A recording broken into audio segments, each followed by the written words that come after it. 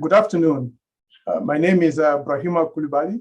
I'm the Vice President of the Global Economy and Development Program at Brookings. It gives me a great pleasure to welcome you to the launch of the inaugural Brookings report on the U.S. Mexico-Canada Trade Agreement. It has been 2.5 years since the three countries signed a historic agreement to build a more competitive and inclusive and sustainable North American economy. The USMCA is the most significant trade agreement of any of the partner countries has signed since the WTO was created.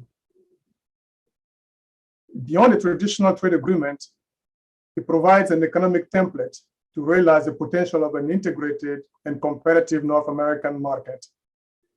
Even though the USMCA received broad support from various stakeholders in all three countries, its success is not guaranteed, and some implementation challenges are to be expected. Overcoming those challenges will require strong political leadership, but also sustained engagement from all stakeholders.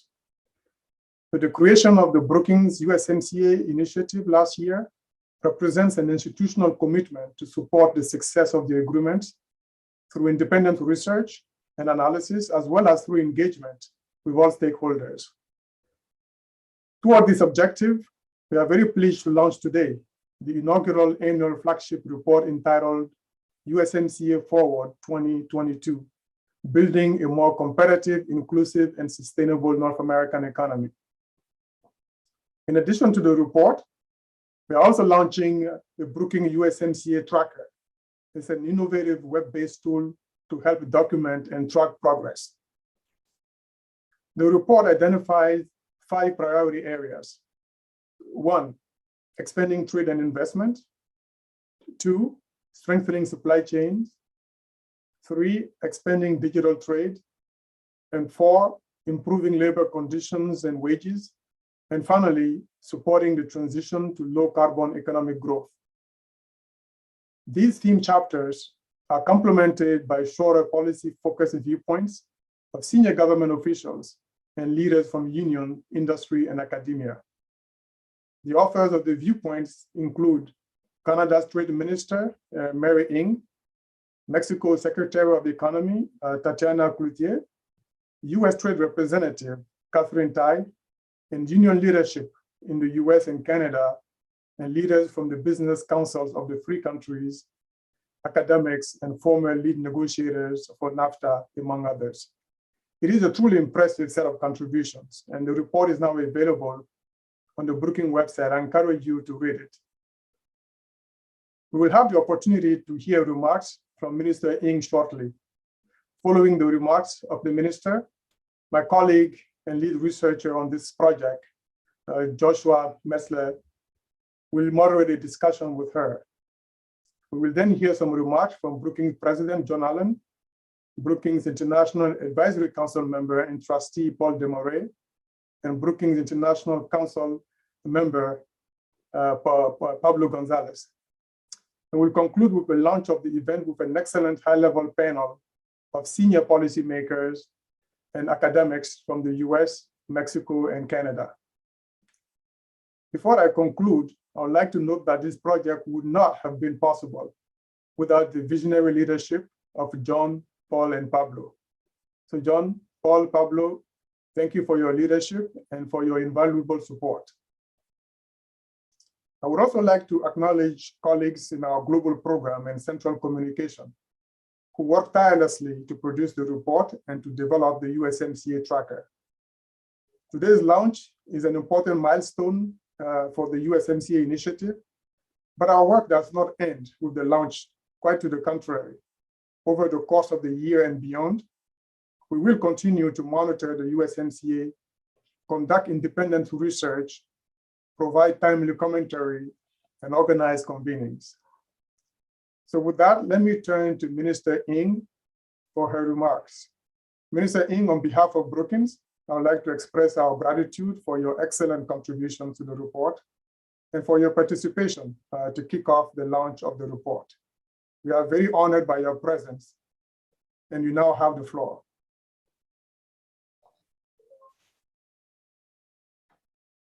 Hi there. Thank you so much, Brian, for that kind introduction.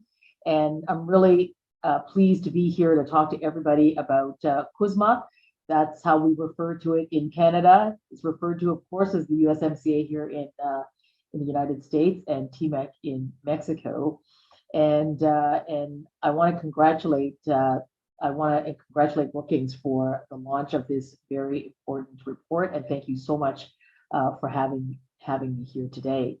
Let me also acknowledge the presence of John Allen, Pablo Roberto Gonzalez Guardo, and Paul Desmarais Jr., who will be speaking later. And of course, I know my provincial colleague, Minister Vidali, is also here from Ontario. But before I begin, I want to take a minute just to acknowledge the crisis that is in the Ukraine. The Russian invasion of Ukraine, now in its fifth day, is the gravest threat to European and Atlantic security in decades. Canada joins America and all of our NATO allies in condemning Russia's egregious actions. Canada's Ukrainian community number more than 1.3 billion people. Our two nations' histories are deeply intertwined.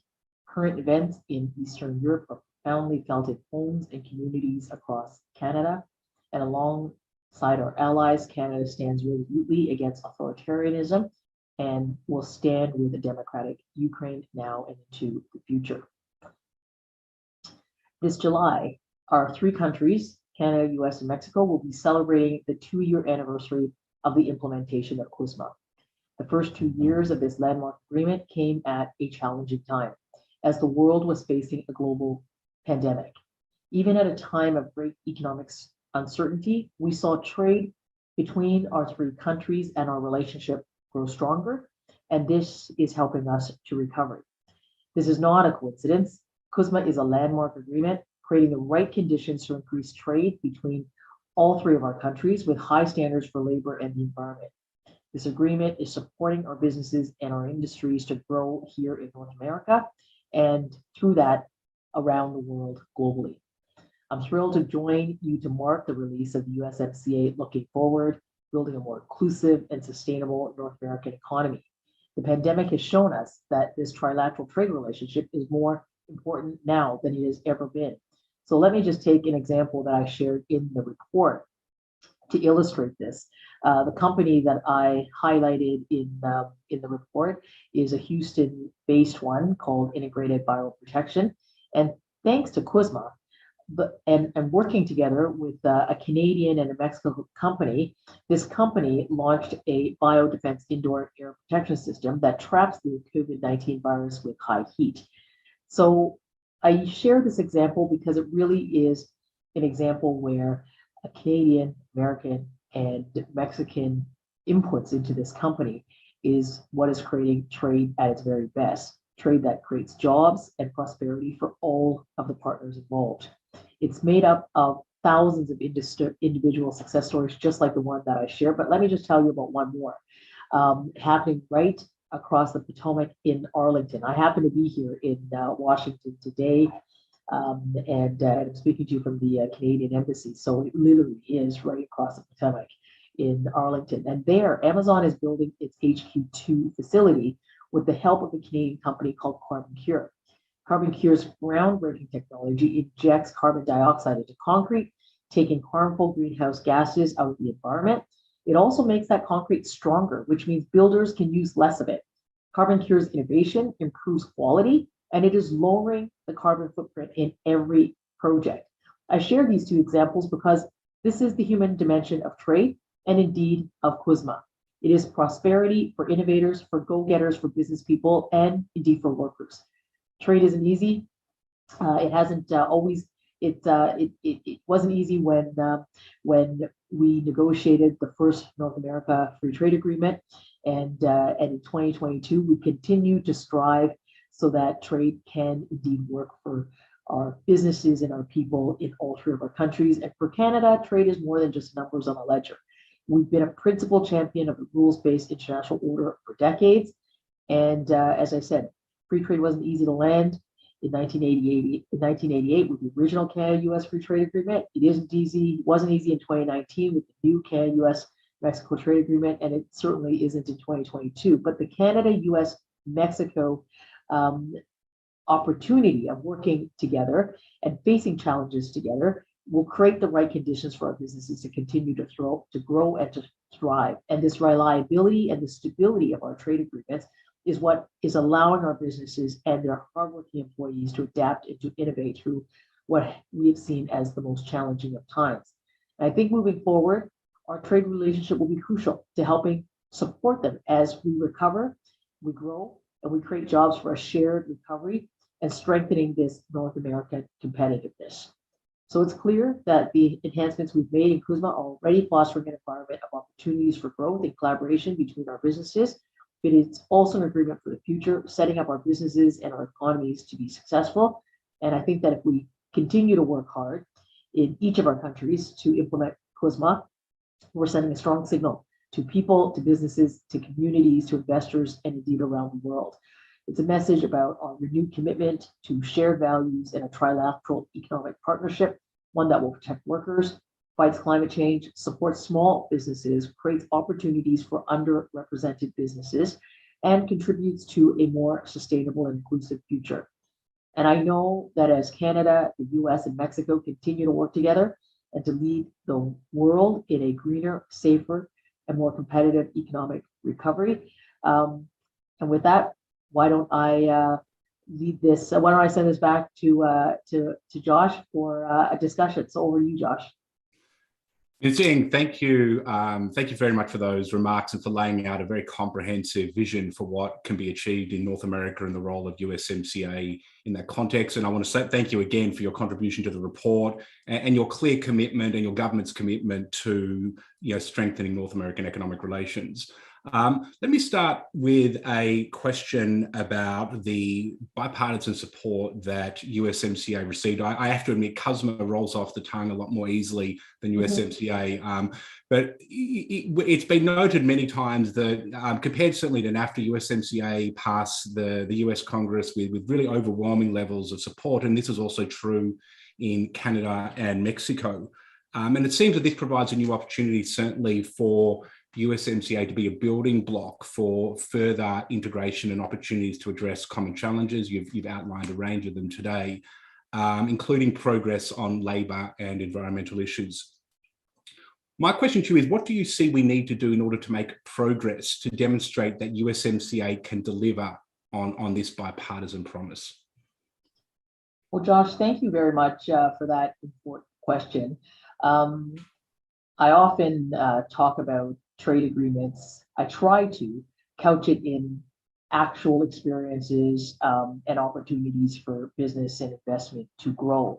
And when you look at the USMCA or CUSMA, I mean, it's a 500 million person market, and it's worth about $24 trillion of GDP between the three of us. And what will make it work and what will make it successful, that we get that we are able to preserve this very important economic region and zone with our high integration, so that the benefits of this trade agreement yields to people. I think that it has received wide support across the board, is because there are some new elements in this agreement that actually allows for greater participation by businesses and people into our respective economies. We often talk about inclusive trade and how this agreement is a high mark for that. Well, it's a high mark because for me, as Canada's minister responsible for both international trade and small business, it really is about being able to get more businesses benefiting from trade overall. So if you look at, in Canada, 99% of our businesses are small and medium-sized businesses, but only about 12% export and trade. We could do far better. If I take a look at one segment of that population, let's just take a look at women entrepreneurs and women business leaders.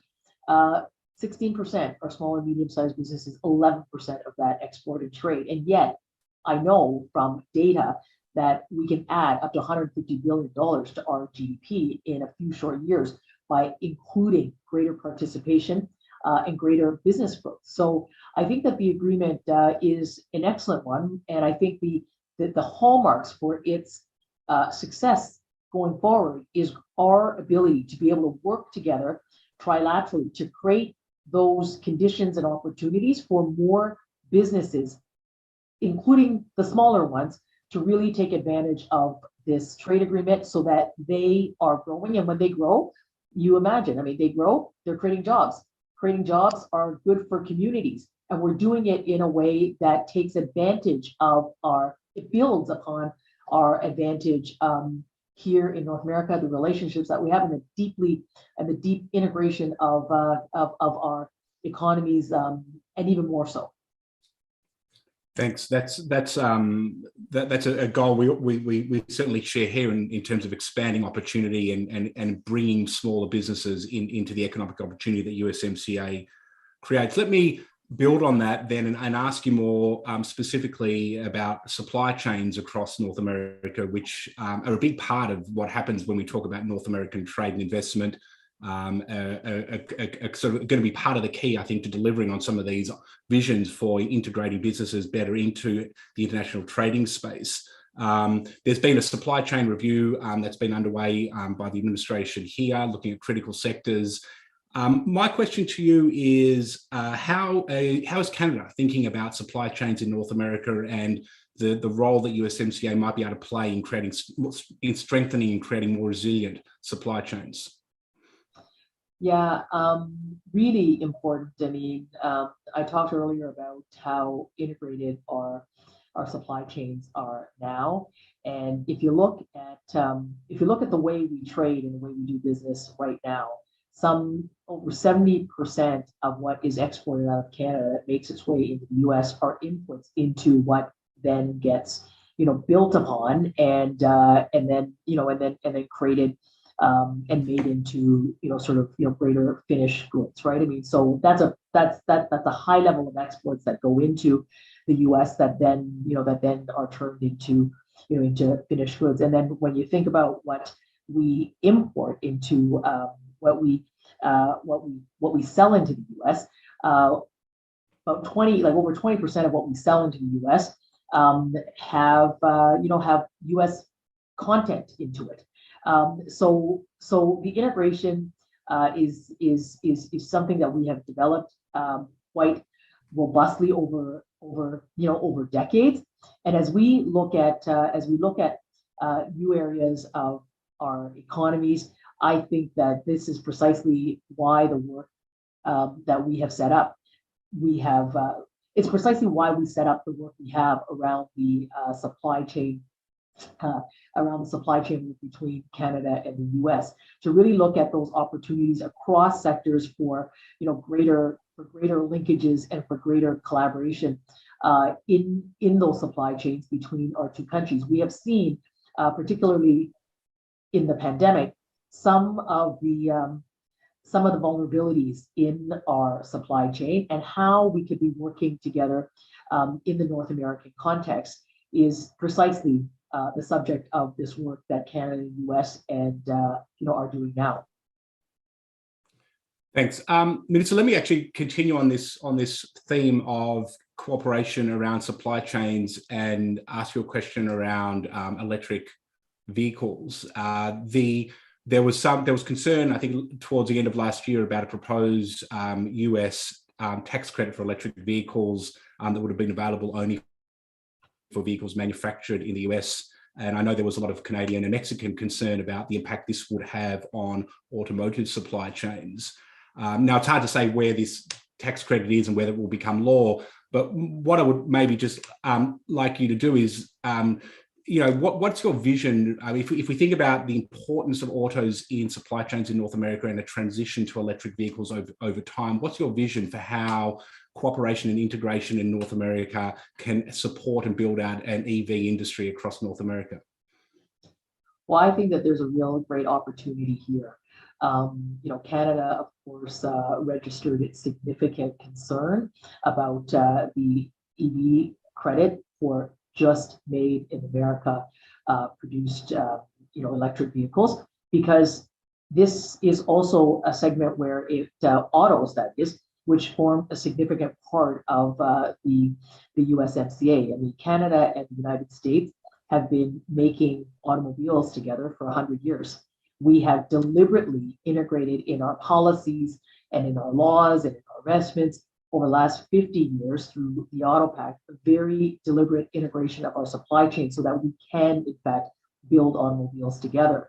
The future in tackling climate change and the future of autos is electric vehicles. So to have a tax credit that is discriminatory to Canada and certainly does not meet the requirements of our trade agreement, of course, is very concerning.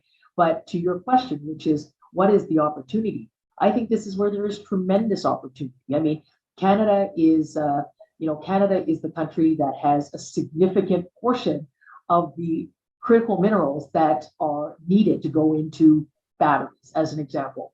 There are excellent opportunities for us to be working together in the development of the technology, which includes those minerals for battery production and creating a battery ecosystem, for example, for North America. There really is an opportunity for us to continue to be building automobiles of the future, electric automobiles of the future, and to be doing it in this North American context. So I would like to look at it from the standpoint of opportunities where we can fight climate change, where we can build those autos of the future, where we can look at our supply chains, particularly around critical minerals, and the build out of that, and really to create a North American competitiveness that is there. And most importantly, we sign trade agreements so that we will implement those trade agreements and that we all meet not only the spirit of them, but the law of the trade agreements. Thanks. Yeah, one of the things that we are increasingly looking at, and this is, I think, understood to many, is the importance of North America as a base for exporting to the world, and how do we make the most competitive products in order to be successful, not only in North America, but also globally. And thanks for outlining that vision there. Let me turn to dispute settlement, because you mentioned in your remarks the importance of stability, and we saw the importance of or the cost of instability, I think, in the last administration when it comes to trade policy and the dampening effect that can have on investment and trade. Over the last 12 or so months of the agreement, we've actually seen, I think, everyone starting to utilize the agreement's many dispute settlement mechanisms, both the innovative rapid response mechanisms on the labour commitment side. We've seen also the state-to-state dispute settlement mechanism being utilised as well. One perspective may be that this is a sign of trouble, but my view, at least in the context of a robust, enormous trade relationship like the one you've been outlining, is that we expect to have disagreements. But my question to you is how do you see these dispute settlement mechanisms in the USMCA generally, and their importance for stability and in terms of economic relations? Well, I see it as really important. I mean, Canada is a country that stands for and that advocates for the rule of law. The international, rules-based trading order is what businesses always look to us as governments to provide, which is a set of rules that are predictable and that they understand what those rules are and how to operate within it. So to improve upon the dispute settlement mechanism in the renegotiated, CUSMA USMCA TMAC has been really important, and it's important for businesses and investors because they understand what those rules are. The ability to set up a panel within a certain set of time frame and to have the adjudication on whatever the issue may be is a positive one. I mean, and that's what's important, and that's what's helpful in an agreement that creates that stability. The stability is created because there are rules there, and the rules are applied and they're followed, and therefore creates that predictability and certainty for businesses and for investors. So I would agree with you. I think that in a relationship as large as the one with Canada, U.S., and Mexico, you just heard, we at the beginning, lay the framework for the size of our trading relationship, which is significant in the North American bloc. Having mechanisms for us to deal with issues as they occur, as our trading, as we trade, that is that you can rely on, that you can rely on is tremendously important. So I would say issues are going to arise. That's what happens when you do trade. Perfectly okay. Having a mechanism that businesses, investors, governments understand, also terrific, and that's what we got out of this new agreement. And we have now seen in a few examples how we've used these mechanisms. And I think that that as time goes on, businesses and people will be able to rely on that framework, and they should. Thanks. Minister, I know you've got a sharp end at 2:30. So just let me just ask you this final question. What's your vision? What's your priorities over the next 12 months for what you would like to see happen in amongst the North American on the economic relations side and with respect to CUSMA or USMCA? Well, we are all coming out of COVID. The environment the environment that we find ourselves is one where all of us have to pay particular attention to recovery, making sure that jobs are recovered, making sure that opportunities for our businesses are there in this recovery in our respective countries, but certainly, in Canada, where you have a country of 38 million people, and our opportunities for growth really lies with our opportunities to access those trading agreements. I often call myself the Minister of Startup, Scale Up, and Access New Markets, and we have a wonderful opportunity here in North America to really work together in an effort to help our businesses recover from the effects of COVID-19. In Canada, we have laid out a range of economic support to help our businesses weather through the pandemic. And now, as we get on that road to economic recovery, it's about helping our businesses become more digital so that they can take advantage of the new arena of digital growth, digital trade, and ensuring that our businesses have opportunities to do that.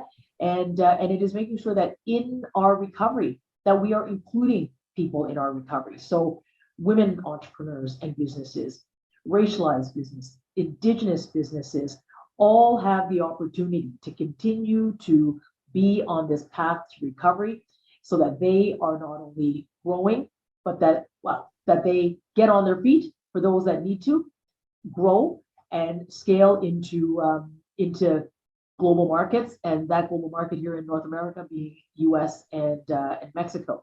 So inclusive growth and helping our businesses take advantage of that, all the while kind of being synergistic on the things that we that where we see opportunities and where we can support them in the effort of fighting climate change, for example. There's a lot of I'm seeing just many incredible companies that have solutions to offer in the range of businesses that are in the green economy.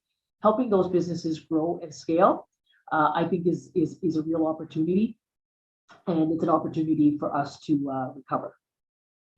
Minister, I just want to say thank you for your leadership and your vision for North America and what can be achieved here, and for your support for the work that we're doing here at Brookings. I wish you all the success and look forward to catching up with you at the next opportunity.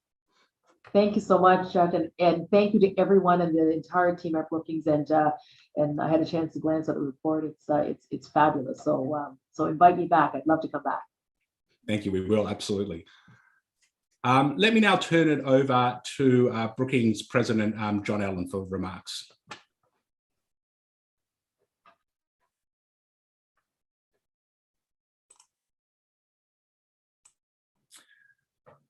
Well, thank you, Minister Eng, and thank you, Dr. Meltzer. Josh, it was a great conversation. It was insightful, it was engaging, it was exactly what we needed for the beginning of this convening today. But before we start, let me also echo Minister Eng's comments that were made on behalf of Canada regarding this difficult moment that we're in, this unprovoked illegal invasion of a peaceful democratic country, Ukraine, by Russia.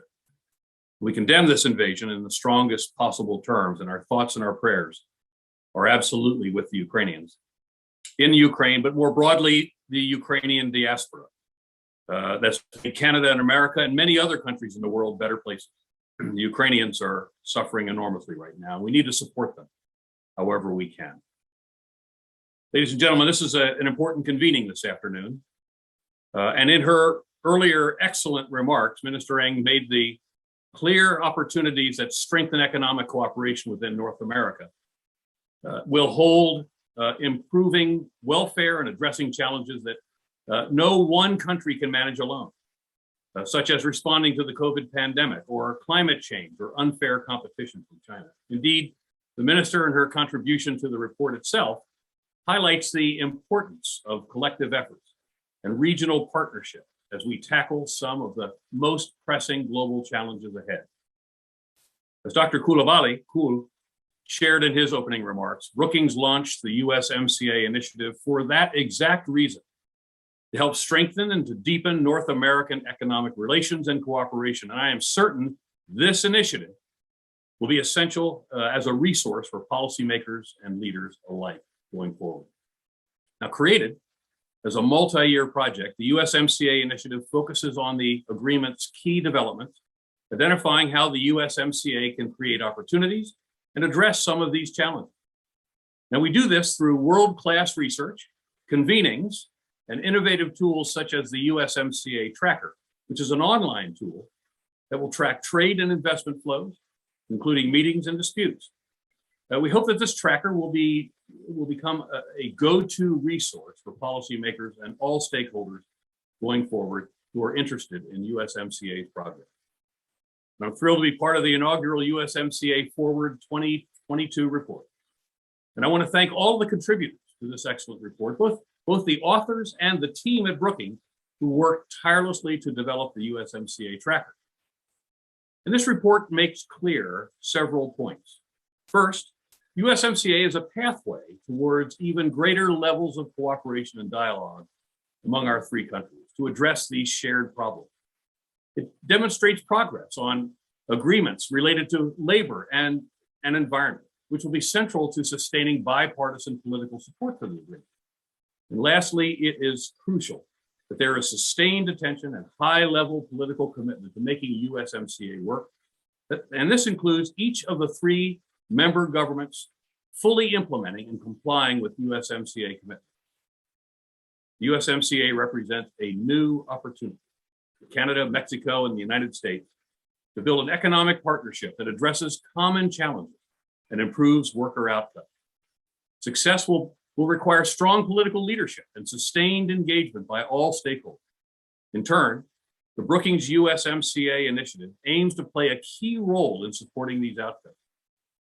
And so now it's appropriate for me to turn to Paul Desmarais and Pablo Gonzalez, who, as Cool said, not only contributed to this report, but have been stalwart supporters of the USMCA initiative at Brookings throughout. So Paul, let me turn the floor over to you for your remarks, please.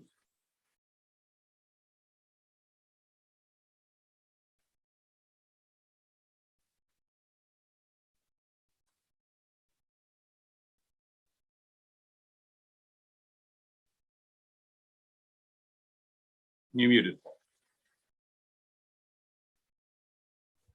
Thank you, John, for that. And well, I just really want to thank John, Cool, and Josh for this wonderful initiative and carrying this through, because you need somebody to carry the ball, and you people are really doing it, and certainly very proud to be associated with you.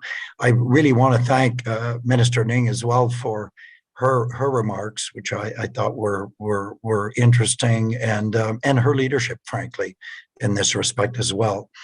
You know, for my part, I was reminded recently with this big truckers incident we had in Canada. I think most Canadians were probably in shock that one bridge carries $300 million of trade every day. So it gives you an idea, you know, that, and we all sort of as Canadians know that U.S. is an important market. But what you realize is that the U.S. exports are 16% to Canada. It's double China.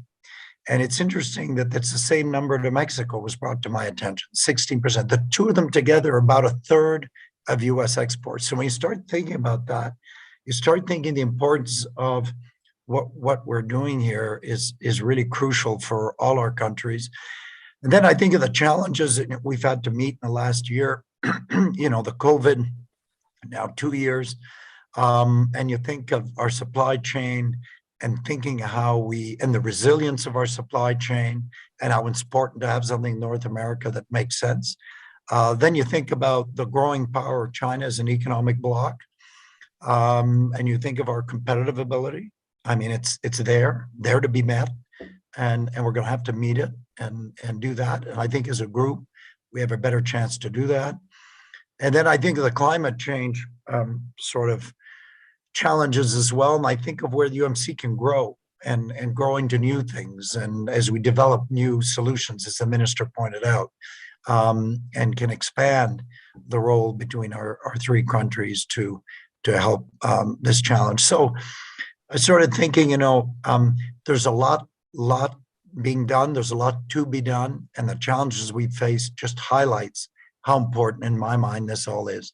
So I have to say that getting government, business, and civil institutions, you know, an institution like this one to weigh in is a wonderful thing and is really helpful. So I can't thank you enough for what you're doing. I think for our citizens, it's such a big thing because it's part of our well-being when all is said and done.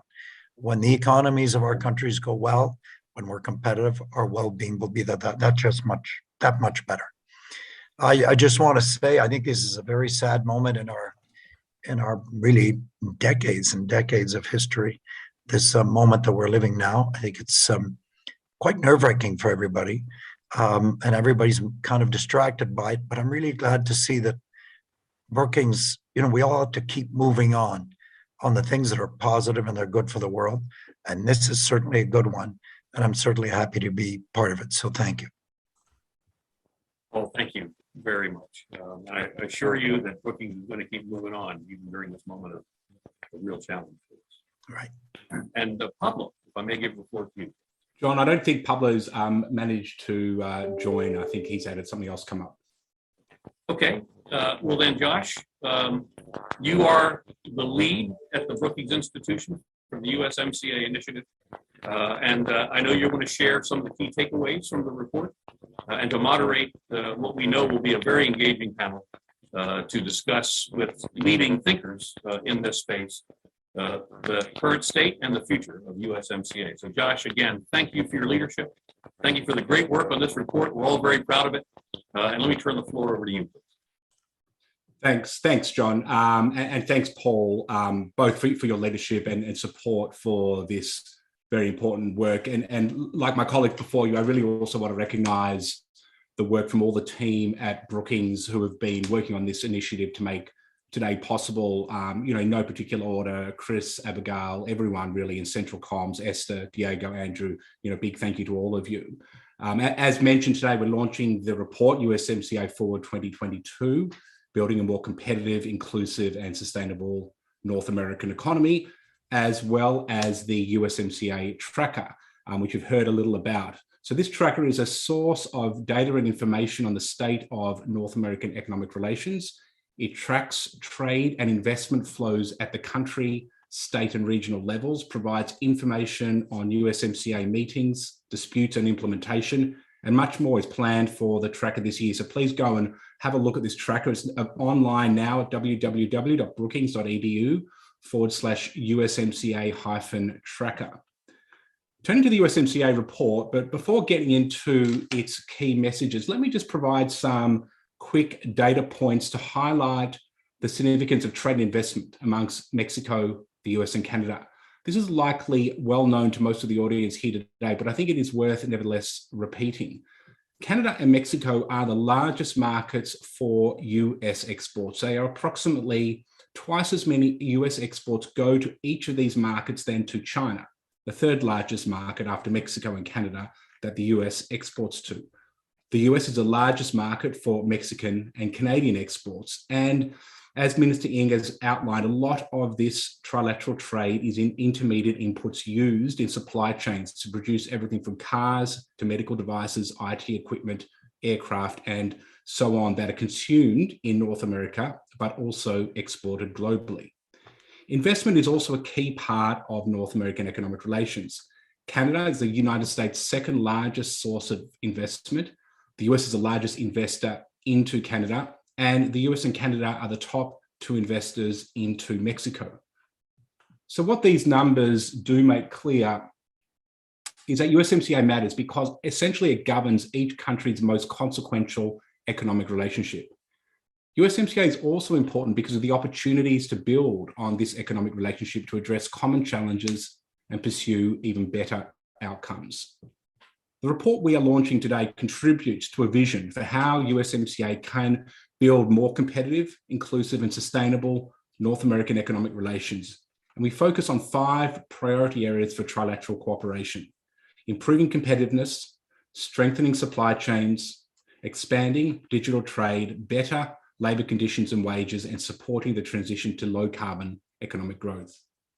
Each chapter is written by experts from Canada, Mexico, and the United States. And these chapters are complemented by shorter policy-focused viewpoints from senior government officials and leaders from unions, industry, and academia. This includes, as you've already heard, viewpoints from Canadian Trade Minister Mary Ng, Mexican Secretary of the Economy Tatiana Cloutier, United States Trade Representative Catherine Tai, AFL-CIO President Liz Schuler, Unifor President Jerry Diaz, business leaders from the Business Council of Canada, the Business Roundtable of Mexico, and the US Business Roundtable, as well as notable academics in this field and former lead trade negotiators for NAFTA. And these viewpoints, together with the chapter analysis, provides a comprehensive view of the potential benefit of the USMCA for the 3 countries. And as we've said, this report is available online, so please have a look at it. Now, the following provides a brief overview of the chapters and outlines the key themes and messages that emerge. So in the chapter on strengthening North American competitiveness, Luis de la Calle describes the importance of the regulatory environment and technological advancement, and how implementation of USMCA can be a catalyst for improving competitiveness in the burgeoning field of health and medical innovation. This includes leveraging the region's talent and working across federal and state governments, academia, research centers, and the private sector as a joint effort in distributed collaboration and innovation. In the chapter on building more resilient supply chains, David Dollar offers analysis and insight into the extent to which Mexico can be an alternative destination for Chinese-based manufacturing and supply chains. He concludes that USMCA has the potential to improve the region's investment climate. However, complementary policies that address weaknesses in areas such as logistics and human capital will be crucial for Mexico to fulfill its potential as a manufacturing hub. Building a Digital North America by Patrick LeBlanc is another focus of the report that speaks to the opportunities USMCA presents. USMCA includes a set of commitments on digital trade that were largely absent in NAFTA and which are the most comprehensive digital trade commitments globally. LeBlanc explains how the 3 North American economies can realize the full potential of digital technologies and the importance of cooperation on the regulatory agenda, as well in areas such as privacy and cybersecurity. The importance of the agreement's labour and environment chapters is another focus in the report. Adding the labour and environment chapters to USMCA was important progress on NAFTA, and the inclusion of these labour and environment chapters was central to building bipartisan political support for the agreement. As Liz Schuler, in her contribution to the report, makes clear, the agreement's enforceable labour provisions and stronger labour standards were key reasons why the AFL-CIO supported USMCA, the first time in 20 years it has supported a major trade agreement.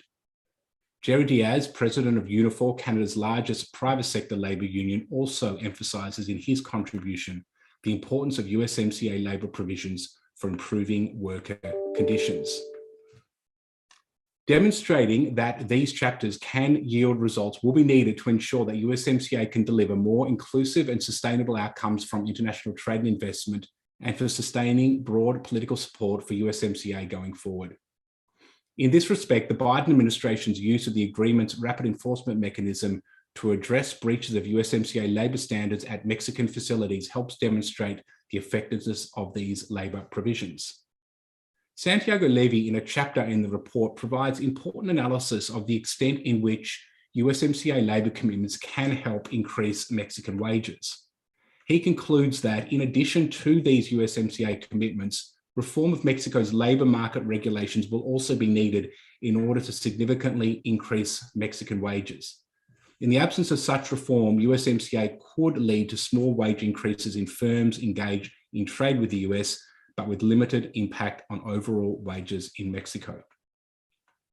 The opportunities for USMCA to help address climate change is the subject of the chapter by James Backus. Backus points out that the goals of increasing competitiveness and addressing climate change are not in conflict, but are in fact complementary. This includes leveraging USMCA to eliminate tariffs on environmental goods and services that can be used to address the impacts of climate change. These policies would also increase the competitiveness of North American industry, enhance coordination of research and development in clean energy across the countries, and integrate better the North American energy market while developing common standards and regulations that reduce emissions along supply chains. In addition to the chapters, as noticed, there are a range of themes that emerge from the viewpoints and which complement and add texture to the chapter analysis. One of the themes is the need for the three North American governments to fully implement and comply with their USMCA commitments. As the business leaders in their viewpoint note, full implementation and enforcement of USMCA will sustain broad political and stakeholder support for the agreement. Ambassador Tai, in her viewpoint, also notes that full implementation and enforcement of the USMCA are top priorities for the Biden-Harris administration and a key component of a worker-centric trade policy. One of the things that has been made clear after the previous US administration is the importance of certainty for international trade and investment. Indeed, analysis by the United States International Trade Commission with respect to the impact of USMCA found that much of the economic gains for the US would arise from trade policy certainty. Going forward, using the agreement's dispute settlement mechanisms to settle disputes and complying with the decisions of panels and tribunals is a key way that government can demonstrate ongoing fealty to the agreement and the rule of law. Another theme that emerges from the viewpoints is the importance of trilateral cooperation and the role of USMCA in that context. All the trade representatives and ministers in their viewpoints in this report have underscored the importance of USMCA for strengthening cooperation to address pressing collective challenges such as the COVID-19 pandemic, climate change, and strengthening North American competitiveness. We've heard from Minister Ng about the opportunities USMCA provided for manufacturing firms across the three countries to rapidly develop an innovative air filtration system for addressing COVID. Similarly, Mexico's Secretary of Commerce, Tatiana Cloutier, emphasizes in her contribution the need for closer cooperation and deeper integration and more coordination and more dialogue. And Ambassador Tai, in her contribution to the report, calls USMCA the cornerstone of North America's economic future and concludes with the observation that it will be critical for the United States, Mexico, and Canada to continue our close cooperation to ensure that USMCA remains a living agreement that delivers inclusive economic growth and broadens our collective prosperity. USMCA builds in a lot of opportunity for cooperation. By strengthening trade and investment, we have improved business-to-business links and people-to-people links. Within the agreement itself, there's an important meeting schedule, including ministerial meetings of the Joint Trade Commission, USMCA committee meetings, where, for example, in December last year, the Competitiveness Committee met to agree on a set of new work agendas going forward, including on workforce training and customs facilitation. These avenues for trilateral cooperation also matter where they strengthen habits of cooperation, which can open space for dialogue and joint action in other areas. Former lead US trade negotiator and former USTR Carla Hills points out in her viewpoint how cooperation under NAFTA led to strengthened cooperation in other areas such as border security, environmental protection, and intelligence sharing. This is one reason why President Biden hosting President Obrador and Prime Minister Trudeau in November last year, the Three Amigos Summit, was so important. It had not met for 5 years and signaled leader-level commitment to rebuilding trust, and in the process creates new space to deepen and expand trilateral cooperation. I want to conclude with the observation that USMCA matters for North America as a building block of economic prosperity as well as collective security. Building a more competitive, inclusive and sustainable North American economic relations, strengthening trilateral cooperation and dialogue, seeing each other as allies and partners is also needed to address challenges from China and other autocracies challenging not only our economic systems, but our democracies as well. This is not the place for a deep dive into the geostrategic importance of USMCA, but in light of what is happening in Ukraine and the China-Russia joint statement in February, the challenges are clear. USMCA is a new opportunity for Canada, Mexico, and the US to build an economic partnership that addresses common challenges and improves worker outcomes. Success, as noted today by many of the speakers, will require strong political leadership and sustained engagement by all stakeholders. And here the Brookings USMCA initiative stands ready to support these efforts. Over the course of the year, we have an ambitious agenda, including close monitoring of USMCA through the USMCA Tracker, further research, outreach and convenience. And we look forward to engaging with all of you in this work. Thank you. I'd like to now turn it over to the panel. The panelists could come onto the screen.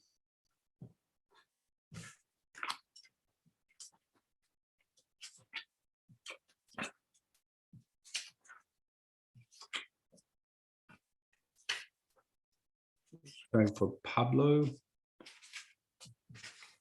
That's all right.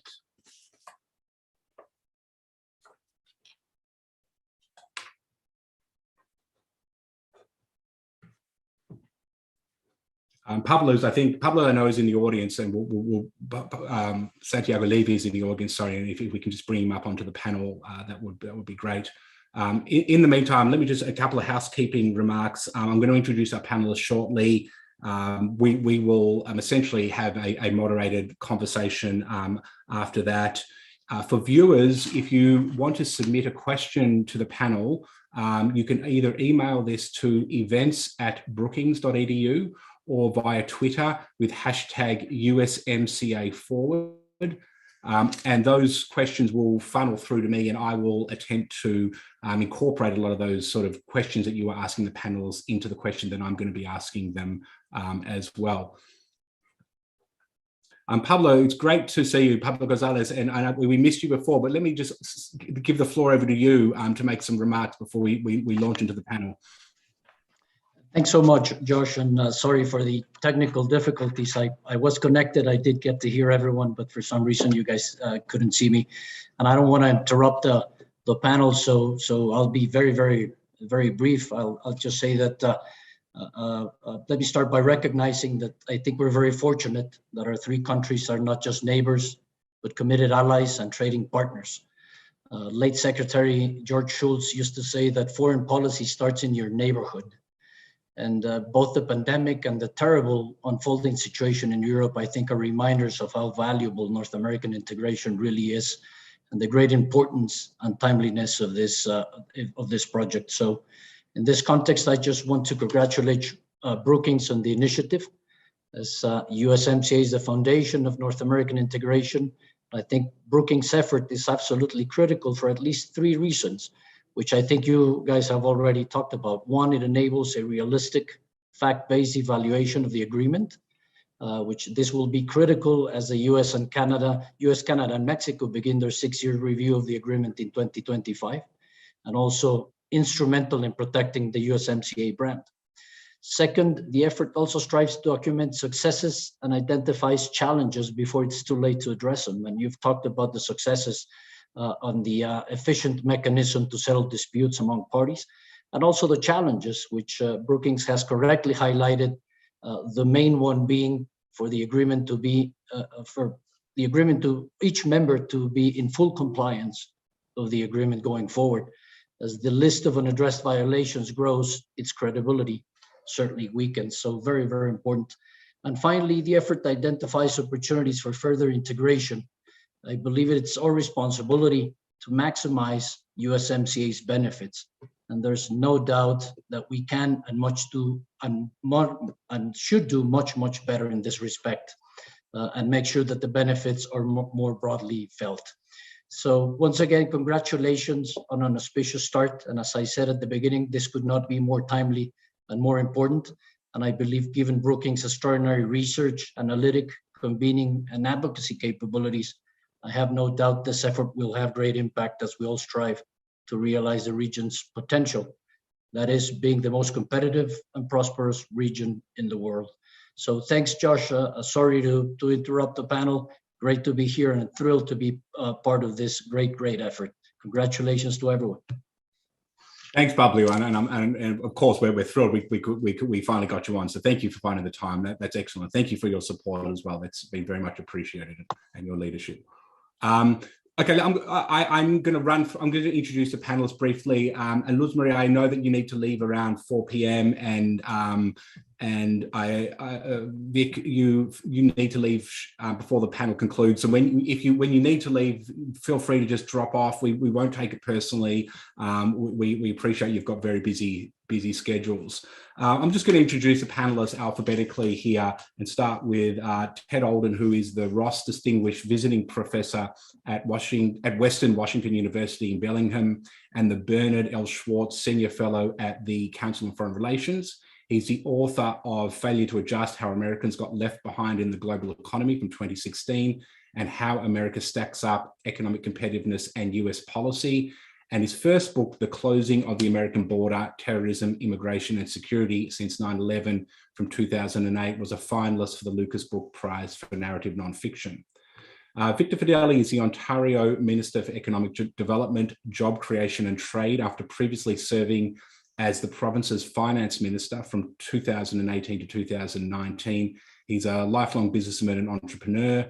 And before his election to the Ontario Parliament in 2011, he served as mayor of North Bay, Ontario. And before that, he was a consultant and leader to various local, provincial and national nonprofits. Luz Maria de la Mora has over 25 years of experience in the public sector, serving as head of the Economic Relations and International Cooperation Unit in the Ministry of Foreign Affairs, and as head of the International Negotiations Unit in the Ministry of Economy. She was also part of the negotiations team of NAFTA, and since December 2018, she is the Vice Minister for Foreign Trade in the Ministry of Economy. Great to have you here. Dr. Santiago Levy is a non-resident senior fellow at Brookings, and he's a past president of the Latin American and Caribbean Economic Association. He also served as the chief economist of the Inter-American Development Bank and was Mexico's deputy finance minister from 1994 to 2000. John Murphy is the Senior Vice President for International Policy at the U.S. Chamber of Commerce. Since joining the Chamber in 1999, John has led successful campaigns to win congressional passage of trade agreements, most recently leading the Chamber's advocacy on USMCA and the USMCA Business Coalition. Great to have you here. Jamie White has served as Deputy United States Trade Representative since September 2021. Prior to his appointment, he was Chief Trade Advisor to the Senate Finance Committee, helping to lead efforts to level the playing field for American workers, including during the USMCA negotiations. He's also served as Legislative Director to Senator Ron Wyden and Congressman Jim McDermott. Great to have you, Ambassador. Let me start with a question to all the panelists, and just as a general note, please, I would encourage a pretty free-ranging conversation here. There's a few enough of us on the screen that if you just raise your hand, I'll take note of it. Feel free to come in on questions that you want to. You don't feel you have to come in on all questions either. I asked this question to Ms. Green, and I want to pose a similar question to the group here. And this is the fact that USMCA passed US Congress with such high levels of bipartisan support. It was also very strongly supported in Canada and Mexico. And the idea that this support points to a new opportunity to turn the page on NAFTA and to move forward with other opportunities for economic integration and to address common challenges and opportunities. So the question to the panel is, what is needed for USMCA in terms of delivering outcomes in order to sustain this high level of bipartisan political support going forward?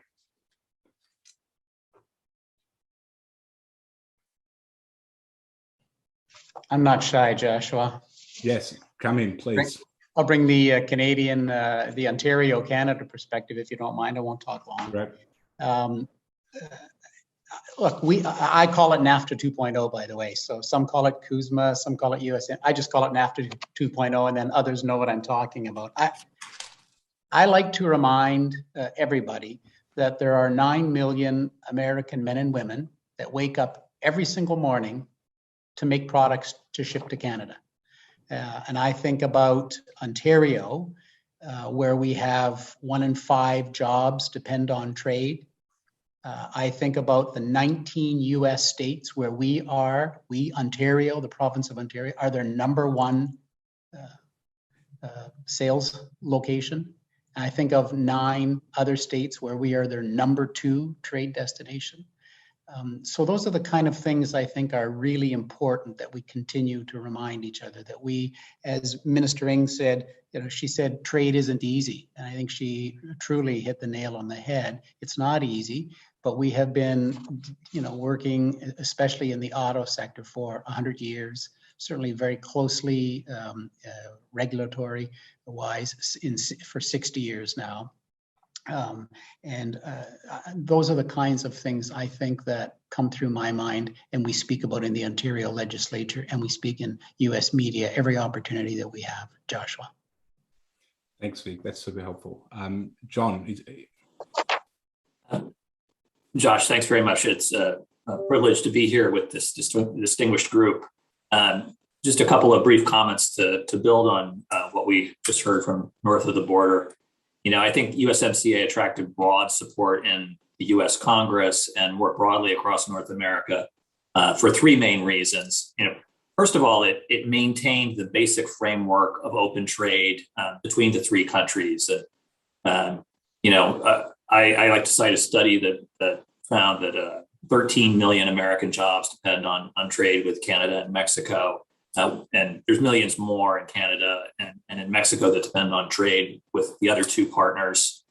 And you might say that this is building on, it's an iterative process going back a long time, the 1965 US-Canada Auto Pact, the US-Canada Bilateral Free Trade Agreement, the NAFTA, and now USMCA, all building upon that basic framework. And as that has happened, we've seen the intensity of those trade ties and the number of jobs that depend on them just grow and grow. I recall at the beginning of the USMCA negotiations, as you will all recall, that there were a number of moves by the US administration to consider withdrawing from the NAFTA. And this really elicited a broad pushback from across the US political spectrum. You had Republican senators and governors from across the heartland going to the White House and saying, no, don't do this. This would be a disaster for us. And so I think a lot of that ties back to the point, Josh, you made, citing the International Trade Commission report, that the trade certainty that this framework of law provides in North America is just invaluable to so many sectors. Second, I think the modernizations that we saw that have been mentioned already in things like digital trade. There's really a world-class SPS, sanitary and phytosanitary standards chapter, good regulatory practices. These were just a number of improvements to the NAFTA, which reflect changes in the economy. And finally, last point, I think a lot of it's about enforcement and enforceability. In the last stages of the negotiations, House Ways and Means Chairman Richard Neal, he opened every set of remarks he made about it, saying enforcement, enforcement, enforcement. If we can't enforce these commitments we make, then what are they really worth? And so the USMCA fixed the old panel blocking problem in the NAFTA so that it's enforceable. And now that the challenge for our 3 countries is to comply and hope meet the standards that we've committed to. And I think that's a theme that we'll come back to in this conversation today. Yeah, thanks, John. Yeah, there's a lot there, and we will return to some of those key points, particularly around enforcement and compliance. I'm just going to call on panelists in the order that I see them having come up. First, Jane White, and then Ted, and then Luz Maria. I think I'll yield to Undersecretary De La Mora, and then I'll go after that. Okay. Thank you, Jamie. Well, first of all, thank you very much to the Brookings institutions, Josh, for the invitation to the Ministry of Economy. I'm here on behalf of Secretary Cloutier. I want to congratulate you and the Brookings institution for the report and the tracker. I think that these will be extremely helpful in terms of exactly what you're pointing right now, which is how do we maintain the support for USMCA. And I think that today is an extremely timely event to have this discussion on USMCA in the context of what we're seeing today with respect to the Ukraine and the Russian invasion. As you know, Mexico has firmly condemned this aggression, and we want that the parties find a diplomatic solution as soon as possible that reduces the losses of life and suffering of people over there. So I really think that what we're seeing in that part of the world will have an impact in our economies, in our region, which is already, as Minister Ng was mentioning, we are still in the process of recovering from COVID, and we're still in the process of building the North America that we want. So with respect to your question, Josh, I would like to mention three things. First, USMCA is an incredible source of certainty and predictability for our countries to work together and to work in this economic collaboration that we want and that we have decided to be part of it.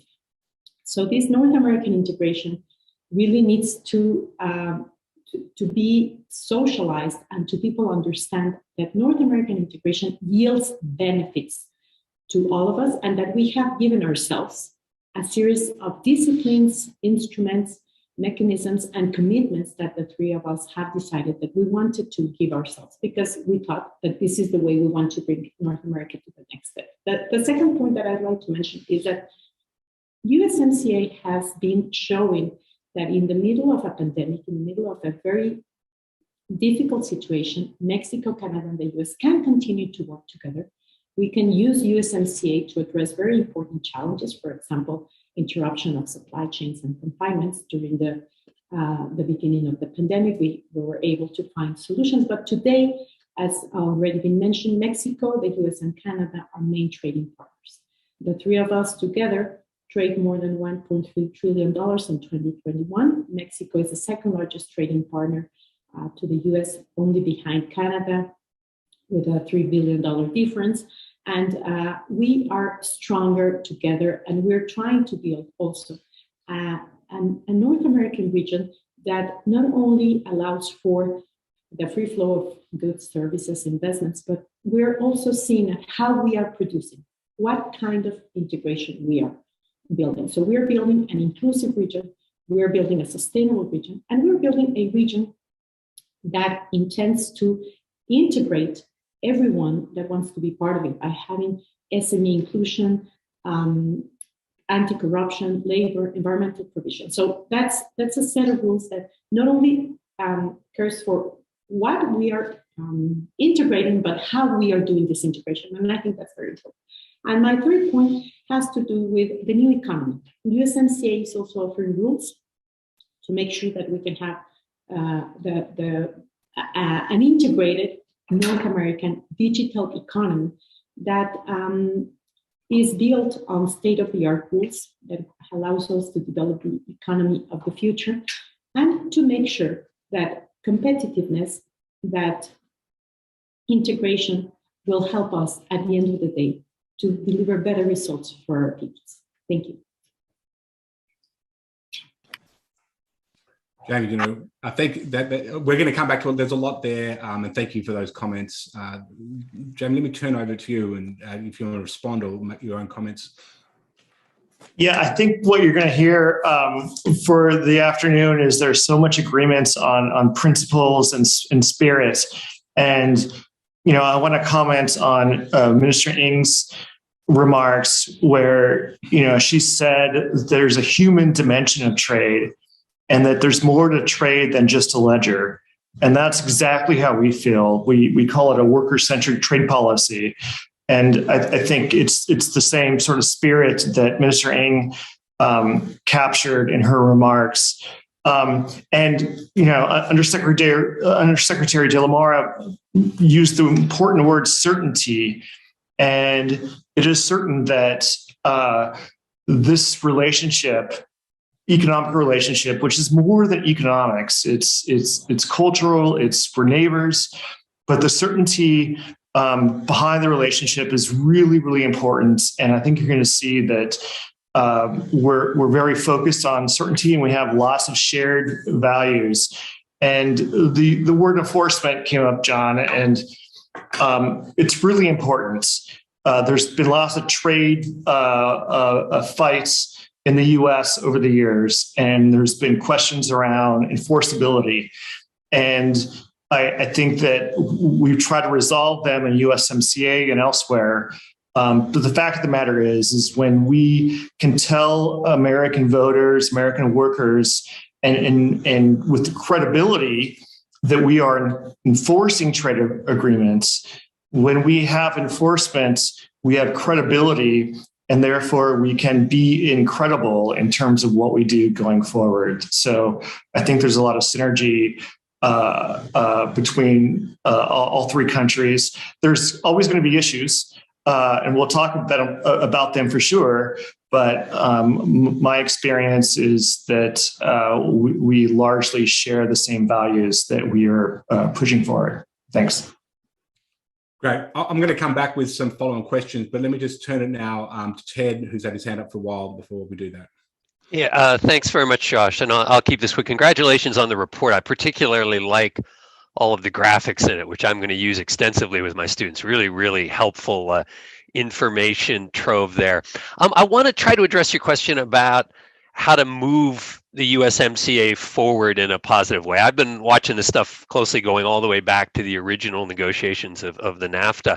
And I think in these relationships, there is a balance between kind of ongoing management of the relationship and having some forward-looking agenda. And my concern right now is we don't really have the mechanisms in place, and part of why I think this Brookings initiative is really important, to push the relationship forward. If you look at it, given the scale of trade among the three countries, if you're just dealing with day-to-day management, you're basically dealing with problems, because problems are going to arise in such large trading relationships, and you're going to have to resolve these disputes. Over the last 2 or 3 decades, there has often, not consistently, but often been an effort to counterbalance that with very high-level initiatives designed to deepen cooperation and economic integration. We can look at the Security and Prosperity Partnership, for example, at a trilateral level, at a bilateral level with Canada, which I know a little bit better than Mexico, the Smart Border Accords after 9/11, or the Beyond the Border initiative that followed. And all of those gave high-level impetus to efforts to deepen the relationship, work out problems in a proactive way, as opposed to just relying on the formal dispute settlement procedures. And I worry a little bit, partly given how difficult the USMCA negotiation was, that there's a tendency to say, we got through that, done and dusted, we've got this good new set of rules, everything will be fine. And I don't think it will be. I think there is going to have to be a high level, maybe generated from the resumption of regular trilateral summits. I hope that happens. But I think just relying on the mechanisms within USMCA aren't going to get us where we want to be. And I just want to comment quickly on Ambassador White's comment about shared values. I think there is a tendency, given the depth and history of these relationships, to just assume those shared values. I actually don't think that's the moment we're in anymore. I actually think we're going to have to fight for those shared values. If you look at some of the fallout from the convoy, if you read a lot of the literature in the nationalist wing of the Republican Party now, I mean, Canada's become enemy number one, right? This is a a dictatorship north of the border. And so I think those of us who believe very strongly that this North American relationship is absolutely critical to our future actually have to start speaking out and fighting for those shared values rather than just assuming them, saying, oh, of course we see the world the same way. A lot of us don't see the world the same way anymore. And I think we're going to have to be proactive. There's going to have to be stronger public communication. There's going to have to be deliverables from a positive agenda. So I hope that some of the work you're doing here, Josh, and others can be a start of an agenda that builds on what's been done in USMCA, as opposed to just thinking, okay, we've got this great framework of certainty and all we need to do is manage it. Yeah, thanks, Ted. And we start, I think, from a very similar position, which is the importance of sustained political attention by all stakeholders to building out that agenda. So I think that's a point well taken. James White, do you want to come back in on those comments? Yeah, I just disagree. I'd like to hear some examples of where we don't have shared values, because in my conversations, we do, by and large. But if you have examples where we're not aligned, I'd like to hear what your examples are. You could look at management of the border throughout the COVID pandemic. I mean, the Canadians looked at what we were doing down here in the United States. They were horrified by it. Many of the initiatives were unilateral. There's never any coordination on mobility throughout the pandemic. The US and Canada had completely different rules for who could cross the border and in what circumstances. There were same sort of differences at the US Mexico border. There were some pretty severe battles at the beginning of the pandemic over supply chains and medical equipment. Those were ironed out in encouraging ways. And I do think USMCA provided a framework there. I mean, and you look at the fallout from the truckers convoy, the closing of the Ambassador Bridge, there are significant voices here in the United States saying, look, this shows that we don't necessarily have reliability in our North American trading relationships. We need to focus more on reshoring production. And there are a lot of really core issues that I think are going to require defending, broader North American vision. I don't think we can assume that. So those are some examples. That's not different than the examples we have with basically every other country dealing with COVID, right? Look, I don't want to go too much back and forth. Just the two of us in a broader conversation. But I think the premise here, the framework, is that the North American relationships are special, and that we should have a deeper level of cooperation. We should be something of a model to the world. And so just to say, well, we've had challenges with other countries too. I think in North America, we actually have modeled over history a higher level of cooperation. Yeah, the challenges we've had have been with the Europeans as well. So we're all trying to coordinate, is my point. Fair enough.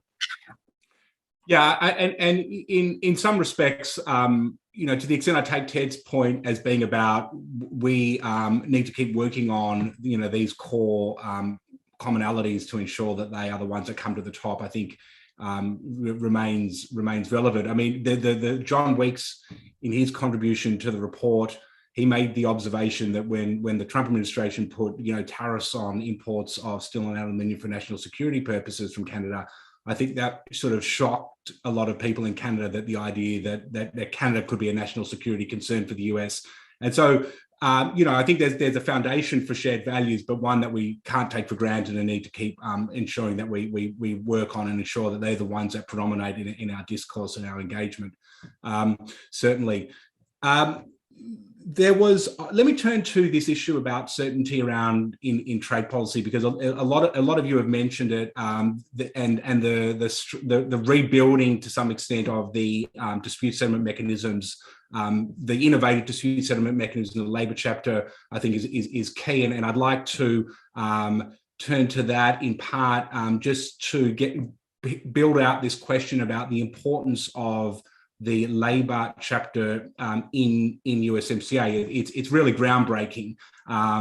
There's nothing like it in any other FTAs. And Jamie, the USTR tie and the administration broadly talks a lot about a worker-centric trade policy, and I think people naturally look at the Labor chapter as a starting point for trying to understand what this might look like. So I think this chapter is important in terms of North American economic relationships and potentially how it works, more broadly than that.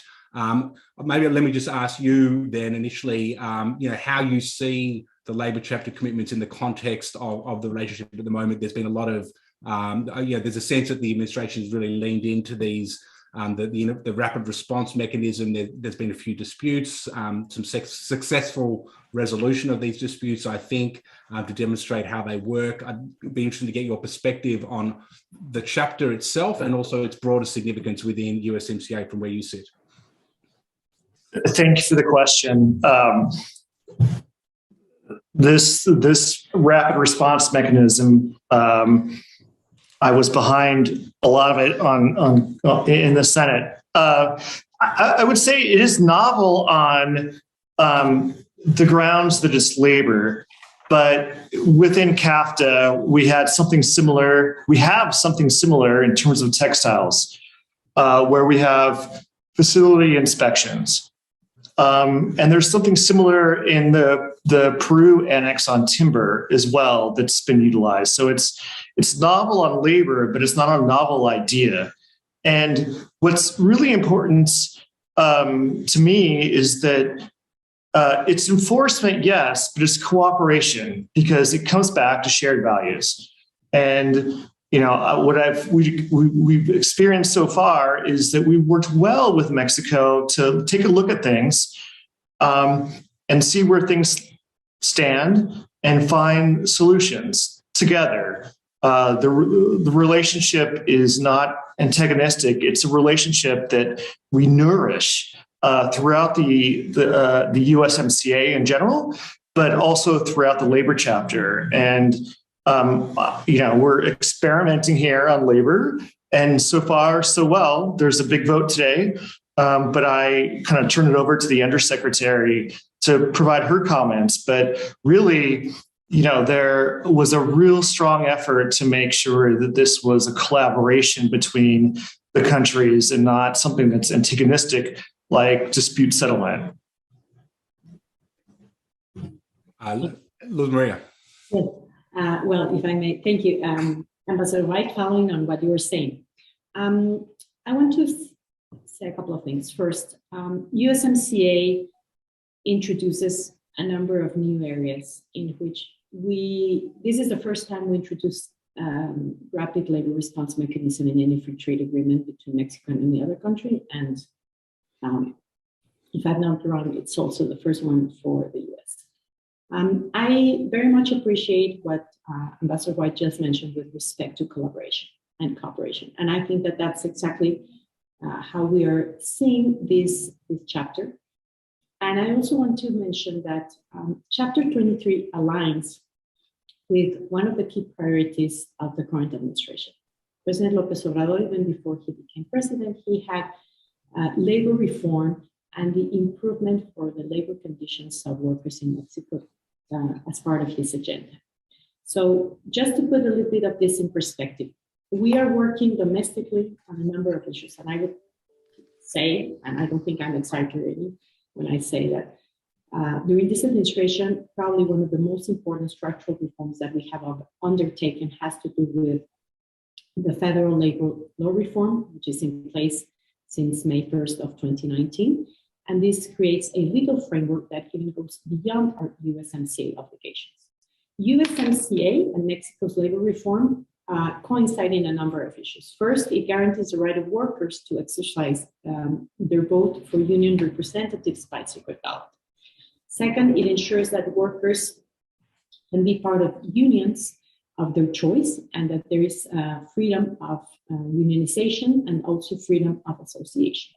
And the third point, it has to do with the labor justice system. It creates a new structure to resolve labor conflicts, and also it creates an independent labor court system. The Mexican government is currently undergoing, or actually implementing the labor reform, which is staggered into 3 stages. And we are definitely committed to making sure that workers have better conditions, because that responds to the inclusive USMCA spirit. The cases in which we have, there's one case that the GM Silao plant that has sort of been dealt with in the rapid labor response mechanism, I think has been an opportunity not only to work on our USMCA obligations, but also to show that this is not only a commitment that we have under USMCA, but it is also a way in which Mexico wants to evolve into these new labor-employee relations. And I think it's important to bear in mind that this labor response mechanism and this labor reform and USMCA commitments is a very important move, hopefully forward, in terms of creating better conditions for workers in Mexico and a more inclusive region in North America. Thank you. Thank you. That's important. We're gonna pick up on this. I want to bring in Vic and Fideli, and then Santiago. I'd like to pull you into this conversation afterwards. You wrote a chapter for the report on the impact the USMCA may have on wage rates, particularly in the sector that exports to the US. So if you want to reflect on some of your findings there as part of this conversation, I think that might be helpful. Vic, over to you. Thank you, Joshua. I'll just take a second. You may or may not hear, I'm in the legislature. The bells are ringing, so I've got to go vote.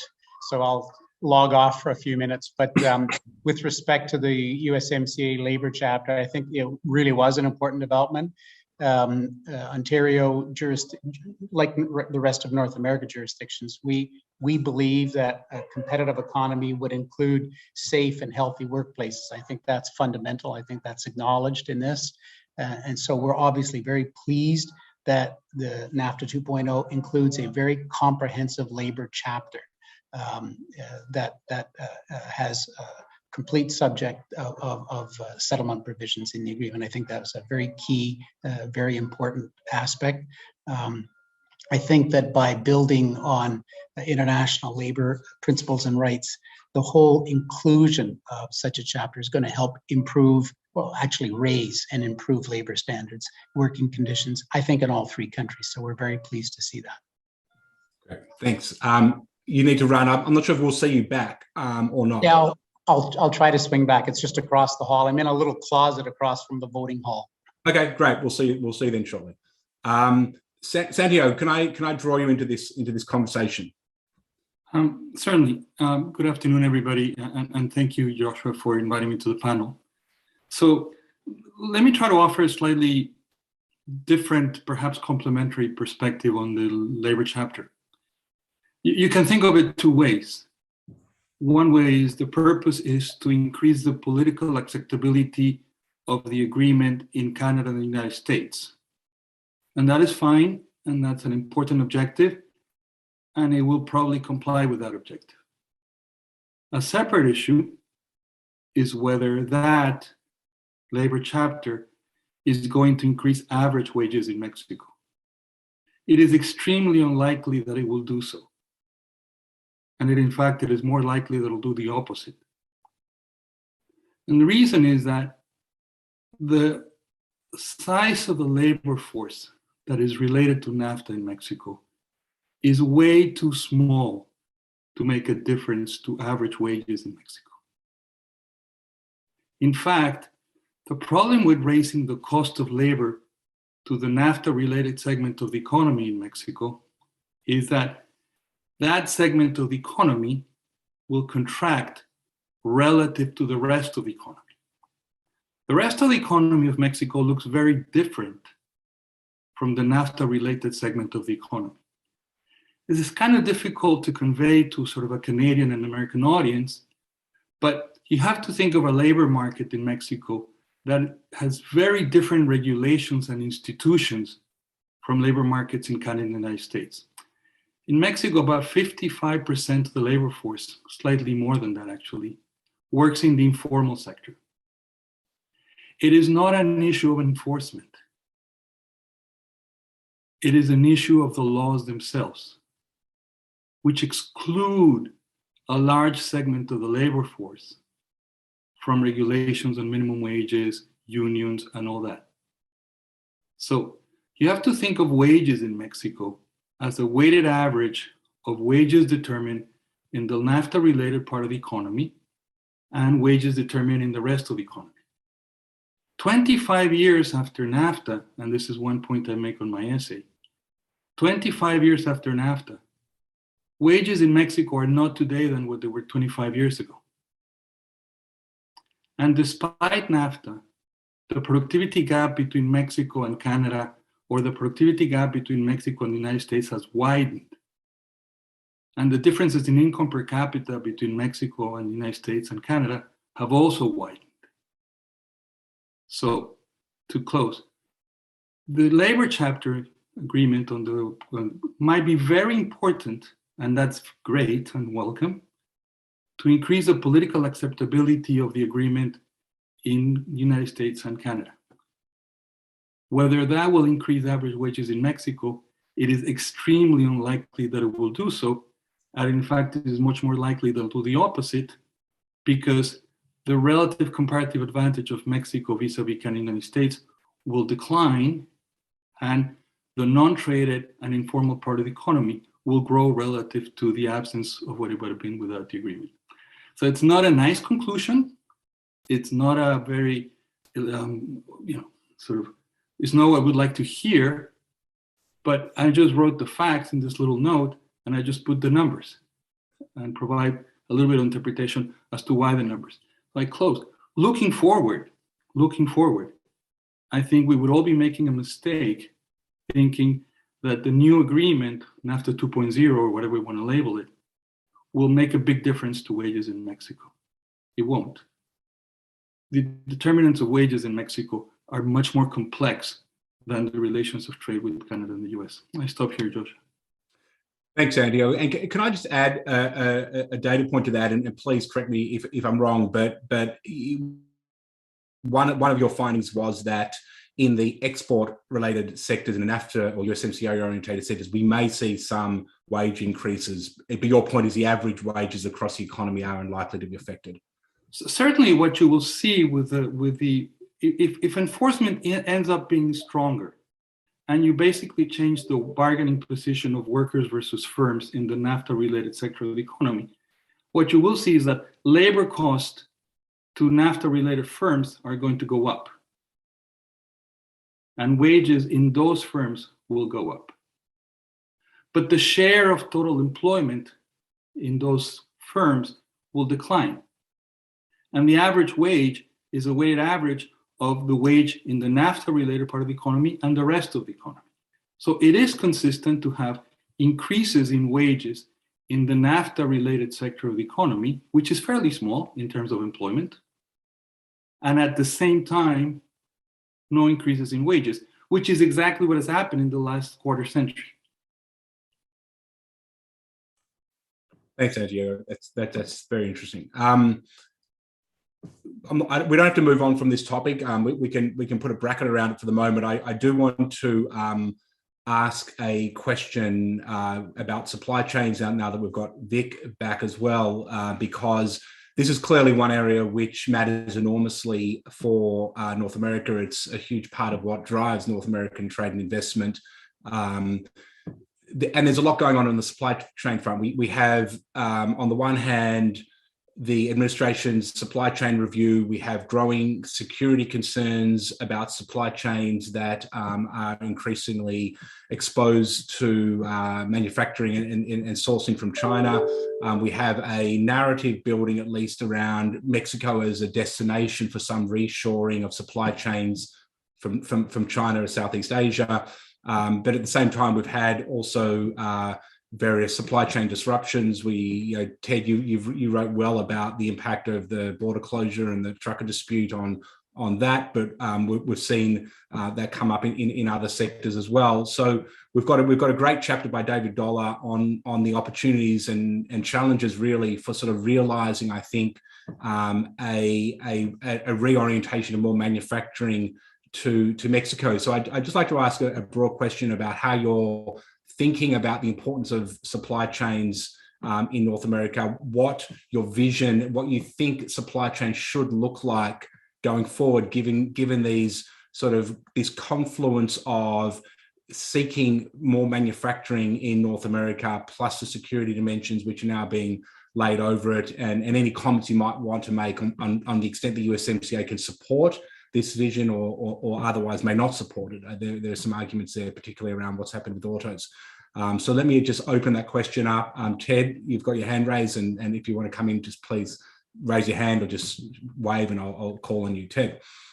Yeah, thanks very much, Josh. Again, just quickly, I think that if you look at the excellent work that the White House team has done on supply chain review, the interim report last year and the new one that just came out a couple of days ago. I haven't had a chance to read all of the individual cabinet agency reports, but there are sort of two impulses in there. One is, identifying critical supply chains that where possible should be reshored to the United States. The second is the awareness that look, that's not realistic that we're going to bring everything back home. We need to work closely with our allies. That first report, I think, coined the term friendshoring, which I think is an important one. And so I think this is an opportunity in the North American context to really work on friendshoring, on what does it mean to work with allies on developing more resilient supply chains in areas where we in North America believe it's critical for security reasons to do so. There's a good section in the new White House report on this, but I was troubled by some of the exclusions. The section called Working with Allies and Partners. And the section does mention the high-level economic dialogue with Mexico, which is encouraging, but then goes on to talk about the Indo-Pacific framework, the Quad in Asia, the Trade and Technology Council in Europe. Again, no mention of sort of USMCA or anything trilateral, no mention of the framework for partnership with Canada here. And so I'm hoping that USMCA can become a way to think about this friendshoring problem, how the United States works with Canada and Mexico to try to create more resilient, secure supply chains in ways that involve close cooperation with Canada and Mexico. Yeah, thanks, Ted. Luz Maria, over to you. Yeah, just very briefly, 3 points. One is that USMCA offers exactly what supply chains require: free-flowing goods and services, cost-effective and efficient transportation services, seamless borders, unrestricted trade flows, security, cloud-based applications, integrated technologies, IP protections, and all of the framework that supply chains require in North America are set in USMCA. And we have seen that, for example, the supply chain in the auto sector has been disrupted by the pandemic, but we have together tried to make sure that regional value chain works effectively by working with the private sector in solving issues related to trade facilitation, customs issues, border issues, etc. The second point is, as already mentioned by Ted, the U.S.-Mexico high-level economic dialogue has served to coordinate domestic efforts and getting input from industry in areas of opportunities and challenges. We have worked with the Department of Commerce, the Ministry of Economy, to develop a work plan alongside industry in both countries on semiconductors, and we have a number of sectors in line, for example, medical devices, pharmaceuticals, and minerals. And also currently, we are in the process of also trying to work with Canada on some sort of supply chain infrastructure that we can work together also with the U.S. understanding that we're talking about regional supply chains. We're seeing a lot of investments pouring into Mexico, especially in the manufacturing sector along the U.S. Mexico border. My third point has to do with the issue of electric vehicles. We know that today there are some proposals for tax incentives in the U.S. to make sure that production of electric vehicles is done in the U.S. And we think that these kinds of issues are the ones that we also need to be discussing, because we obviously support the transition to electric vehicles. We support the transition to zero emissions vehicles, but we think that it has to be North American. So we need to find a way in which these tax incentives are not only provided for U.S. manufactured vehicles, but also for vehicles from all over the world, because at the end of the day, what we're trying to do is to make sure that that supply chain is effective, efficient, and that it does build the industry of the future. Thank you. Thanks. Vic, let me turn it over to you, and then to Jamie White. Thank you very much. There, that should lower it. I want to pick up a little bit where Luis Marie left off, where Minister Ng spoke about it as well, when she talked about how we have deliberately integrated not only our regulations, but our manufacturing in the auto sector, especially since the Auto Pact. And Minister Ng, referred to the discussion of the exclusive EV and EV battery as a discriminatory practice. And we would have to say, considering that NAFTA 2.0 was agreed to just, not all that long ago, excluding the COVID period, that this is a bit surprising in terms of the discussion. Canada imports, well, actually it's 10% of the American autos that are manufactured, full 10% are shipped to Canada. Canadians would demand some kind of reaction to the passage of any sort of discriminatory bill. And I would say, repeating something that we heard ministering in an earlier speech, you can't have long-term growth without working together, and we would agree with her on that. So again, I would say, think about your partner in Ontario. Think about your partner in Canada. I mentioned earlier that 9 million Americans wake up every morning to ship goods. 300 men and women in Ohio wake up every single morning to make products just to ship to Canada. We are linked when it comes to the auto sector. Ontario is the #2 automaker in all of North America, just behind Michigan. Ontario is the #2 tech sector, just behind Silicon Valley. Ontario is the #2 agricultural producer in North America. We're the #2 financial hub in North America. We're important partners with each other, very, very important partners. And I think that when we look at the NAFTA 2.0, I look at that chapter on the rules of origin, and I think how that strengthens the three countries. When we see an increase from 62.5% to 75% over the next couple of years, where parts need to be made in North America for use in North America, I think that's a very binding piece. It helps us grow, and it helps us shore up our manufacturers, our North American manufacturers. So when we hear Buy America, we would rather be hearing Buy North America, because we are that inextricably linked. Thank you, Joshua. Thanks, Vic. Jamie, over to you. I just want to reflect, this is a really thoughtful conversation in general. And so thank you for hosting it. On autos and the ties between our countries, it's clear that we're linked. I want to just emphasize that the EV proposal is a proposal. It's not a law. It's not been passed. It's not been signed. It's an idea by some members of Congress. But the members of Congress that have put it forward do care strongly. So I understand your concern is a matter, but it's not to say that law or that proposal can't be shaped and reshaped. And as you know, we don't have a parliament. We have an independent Congress, and this came from the Congress, where it's stalled and pending.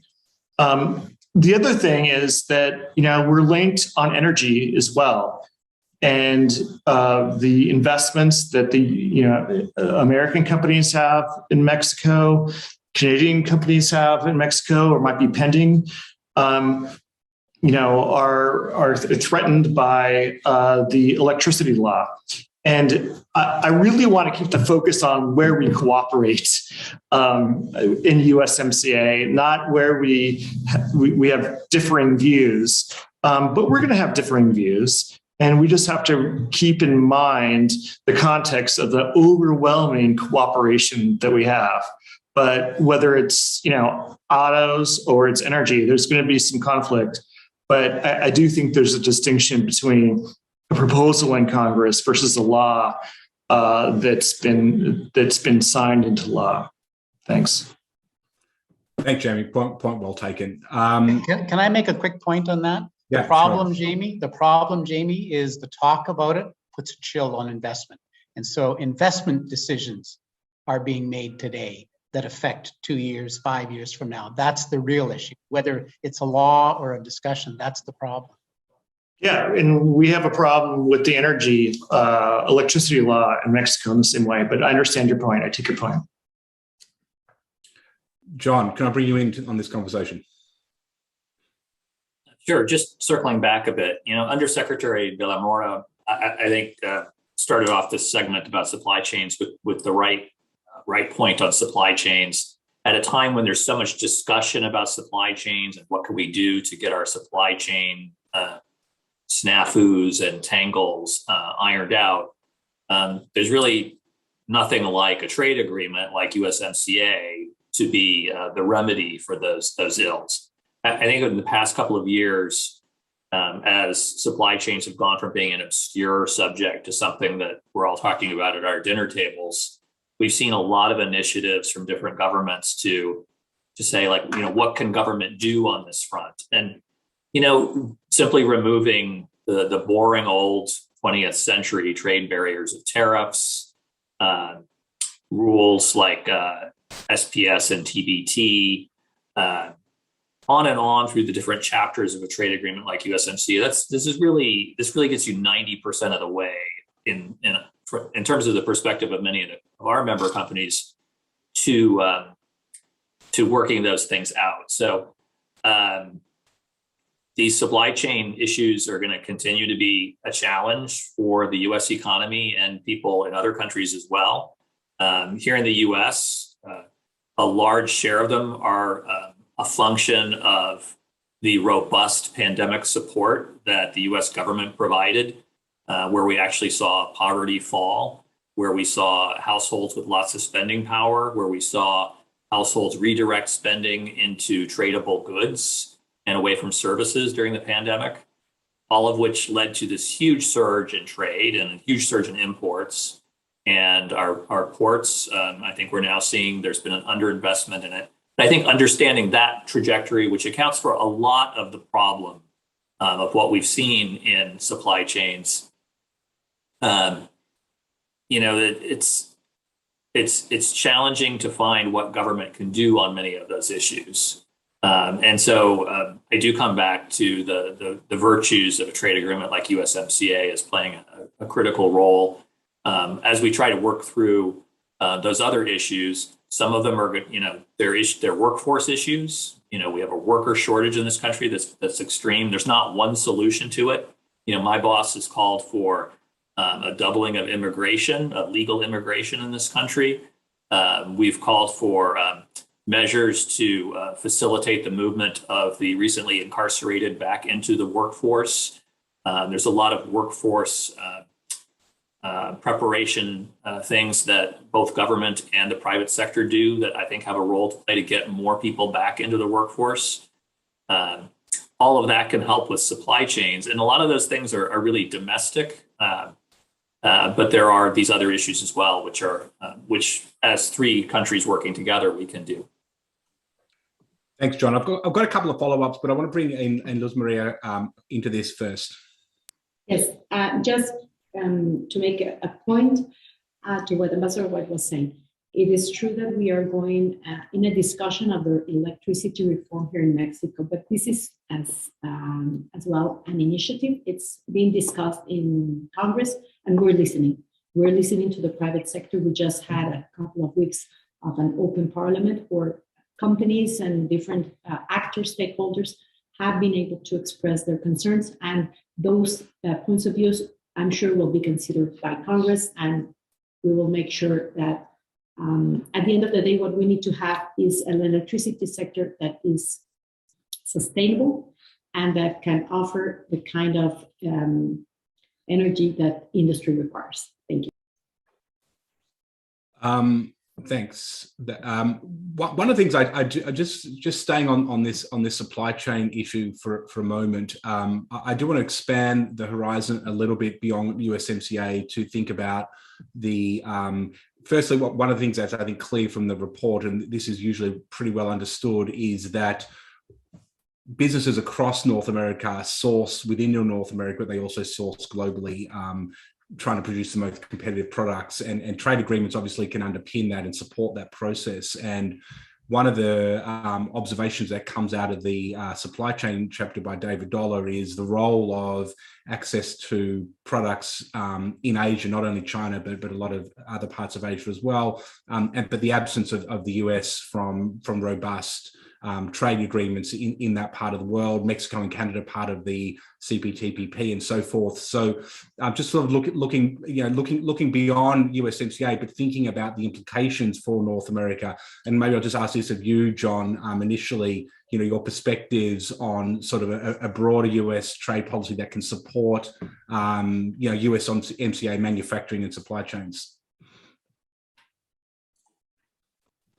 Well, it's a good broad question, and I think in many ways the circumstances of the world today are favoring this.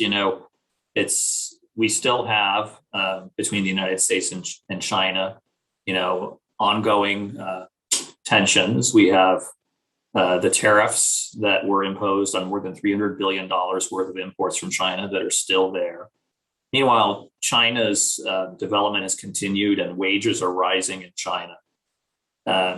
And all of the port congestion and other issues that we've talked about have also add to the complexity and cost of trading across the Pacific.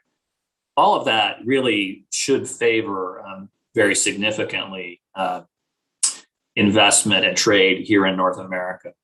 I do think that in terms of a checklist of things that we should be working on, though, I would circle back to really the top of the program and the question of enforcement. We have this well-negotiated agreement with good terms in it, and what the parties to it need to do is comply with what we've committed to in it. And for all of us, there are things to think about here. Just to start with the U.S., Canada and Mexico have brought a dispute relating to what they regard as an overly strict interpretation of rules of origin, which is very important for the auto sector. That'll be going forward here. Looking to the north, there's the dairy dispute, and I know the governments are talking about that right now, that Canada was found to not be in compliance with its obligations under USMCA. And there's also the issue of a digital services tax, which Canada appears to be moving forward with, which we believe does not comply with the commitments of USMCA, WTO. I believe USTR recently put out a statement saying the same. And in Mexico, there's considerable concerns on a number of issues, particularly in the energy sector, as was mentioned, the electricity reform. Experts not just in the United States, but in Mexico, including people who were involved in negotiating the USMCA, are of the view that it violates commitments Mexico undertook in the USMCA. But there's other areas as well, biotechnology approvals. There's a campaign against imported food products, quotas for audio-visual content, issues about marketing authorization for pharmaceuticals. We have a lot to talk about here. And earlier there were comments about the high-level economic dialogue, but across the board, I think what the business community wants to see is the three parties complying with their obligations under USMCA. Thanks.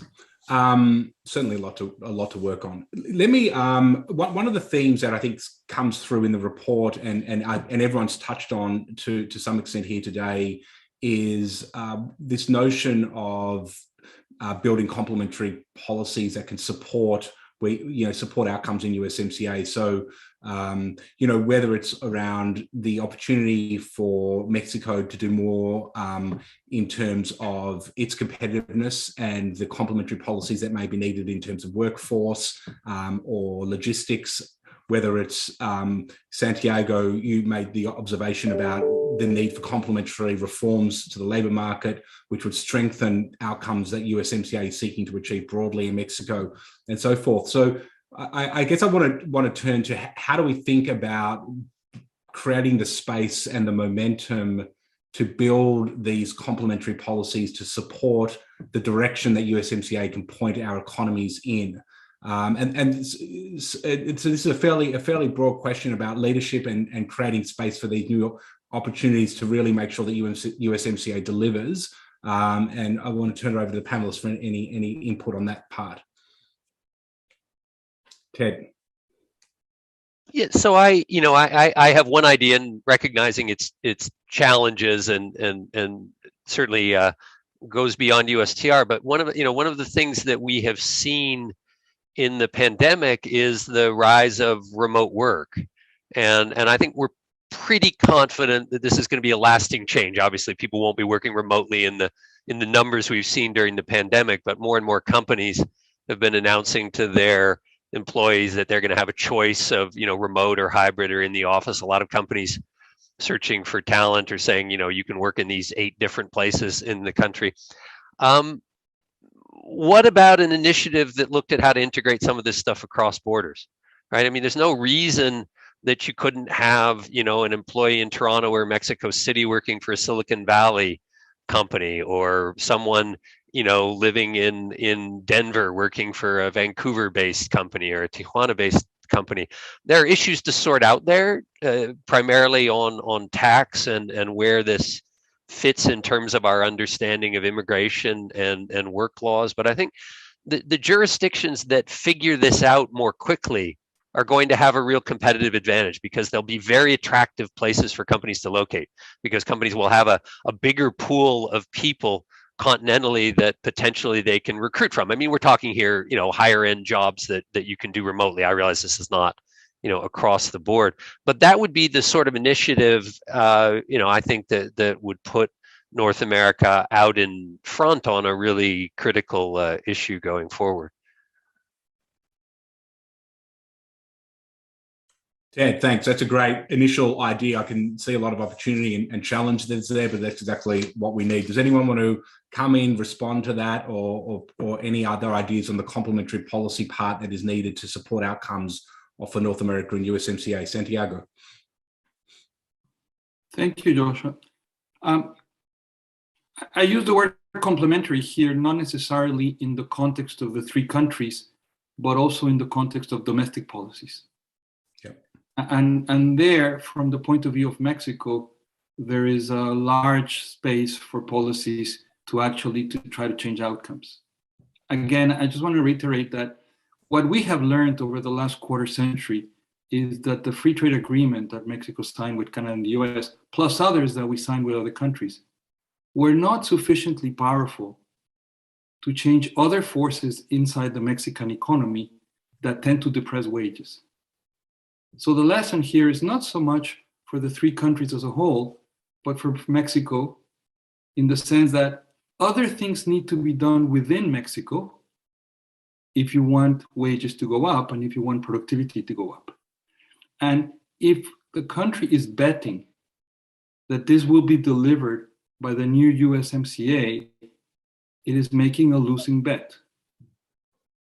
So the word complementary has to be broadened, and it's important to put this in the context of the dialogue, because we speak about the North American region and the integration of the North American region, but that hasn't happened, and that's not going to happen unless policies are broadened beyond trade and investment to look at domestic impediments for productivity growth and for better functioning of labor markets. So it's beyond the realm of what US and Canada can do, except that if it's put in the dialogue, it broadens what the policy options need to be to move ahead. Thank you. Thanks, Santiago. And I'm completely aligned with your view on thinking about this, not only in terms of trilateral cooperation, but what each country needs to do domestically in order to essentially, improve their own competitiveness, which plays into then trilateral trade and investment.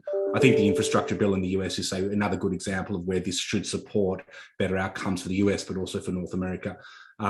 Anyone else on this issue of domestic complementary policies? Luz Maria, over to you.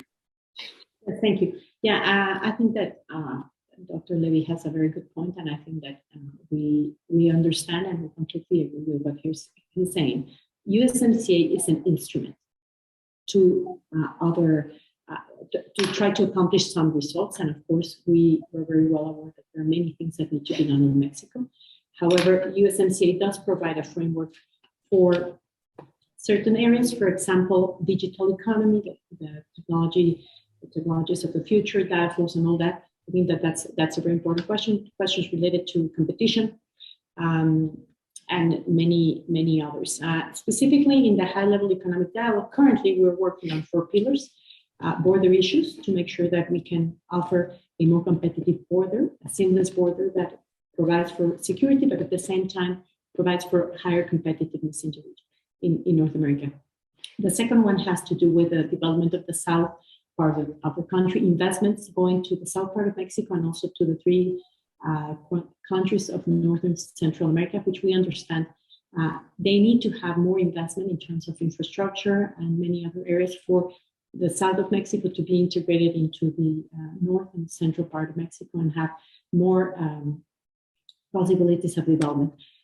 Human resource development, the workforce development, which is an area in which we're working together with Canada and the US in the Competitiveness Committee, and also the industries of the future. So we have a set of areas in which we are working together, but they will also impact very importantly in terms of making Mexico a stronger partner for North America. And I apologize, Josh, but I have to go, and I appreciate the opportunity of being here with all of you. Thank you for having me. No, absolutely. Thank you so much for your time. Been great to see you. Jamie. Yes, I think Luz for the comments, and we're going to be partners in this for a long time, and I have to jump as well. But look forward to the continued dialogue with everyone about USMCA and North American trade and trade around the world and supply chains as well. So thanks. Thanks, Jamie. Very much appreciated your time. Great to see you.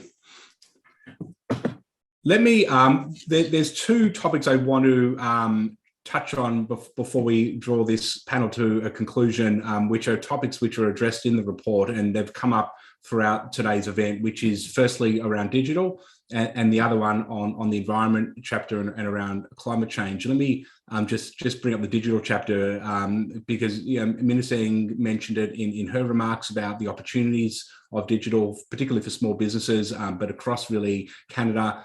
It's arguably the most comprehensive and ambitious chapter on digital trade in any FTA that the US has negotiated to date, and is a huge change from NAFTA for obvious reasons. There was very little internet around at the time when NAFTA was negotiated, so an important development in that space. I'd just like to open it up to the panel around how they see the opportunities in the digital chapter, what needs to be done to take that chapter and make it meaningful in terms of sort of outcomes for industry. John. Well, thanks, Josh. Agree with your take there. It's an excellent chapter, in many ways superior to what was in, say, the TPP or other trade agreements, and it has big implications, and that holds for small businesses, for all kinds of service providers. It's really not just about big tech companies. So. I think what's useful to look at is just what a revolution is underway on digital trade in the United States and around the world today. The ITC has estimated that something like 2/3 of all services today can be traded digitally. And you also see that borne out in the trade data. UNCTAD says that global trade in services is growing twice as fast as goods trade. and it's the digital thing that's going on here. There are well over 20 million Americans in services sectors that can benefit from digital trade, but the potential is barely tapped at this point. You know, it's like 1 in 20 of these enterprises is an exporter today, whereas I think 1 in 4 manufacturing facilities is an exporter today. And it really matters a lot for small business, because the digital revolution has already brought about innovations like digital advertising, for instance. You know, you go back 25 years to when the NAFTA was new. You know, an American small business trying to figure out how to export, and you know, Canada or Mexico would be a good place to start. You know, they're right next door, countries that we know pretty well. But how do you reach customers? And today you can do targeted digital advertising. You can do it really quite economically. You don't have to worry about getting paid the way that you used to 25 years ago, thanks to digital solutions. And, you know, and there are all kinds of service providers that can take care of all the mysteries of customs fulfillment. All of that matters a ton to small businesses. And I think it's why you're seeing, small businesses, and I think all 3 countries are starting to export more. They're also starting to export to more countries. You know, they used to just export to 1 or 2 new countries, but now they're doing it to many. So the virtue of something like the USMCA Digital Trade Chapter is that it's a commitment to not raise barriers to that. But it stands, I think, as an example that we hope other countries around the world will adopt in new digital trade agreements. And that can be, you know, just a powerful tool for companies in all kinds of sectors to get into the game on trade where it wasn't really possible before. Thanks, John. Vic, over to you. There we go. I think certainly Ontario welcomes this whole initiative. It's a very strong response to the rapid growth that we're seeing in digital trade. I think where what we like about it is the balance that it strikes. It strikes sort of 2 things that come to mind: openness and regulation. So it balances that need for the whole openness in a digital trade. But it also brings in the need of governments, in our opinion, to regulate things in the public interest. And, you know, you have to have consumer confidence in these issues. And I think this is striking the right balance. And we were very pleased to see that that whole ambitious outcome on digital trade be entered into. Yeah, I think that's actually a really great way of framing the digital chapter as this balance between a commitment to openness, data flows, and also getting the regulatory space right. This I think is a crucial issue, and I guess I want to open this up with a follow-on question.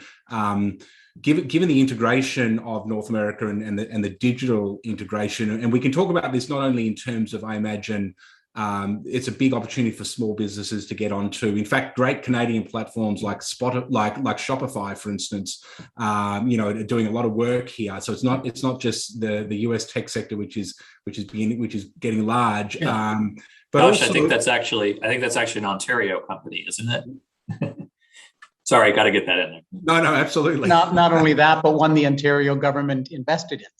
Yeah, to help them get started. And just one of many examples, I think. And but the regulatory piece is crucial, right? Like, particularly, you mentioned trust, and so privacy is a core part of that. Do we need to be doing more on trying on a dialogue around some of these sort of digital issues that hit regulation, whether it's privacy, cybersecurity? I think is another core area where there's actually some built-in commitment to cooperate in the chapter, but it's really quite a nascent beginning there. But cybersecurity is one issue that affects companies and industries across North America, and you can imagine others. So I just want to open it up to how we see that regulatory piece playing out, and what we imagine we might need to, whether we need to do more in that space to align and cooperate on the regulatory front.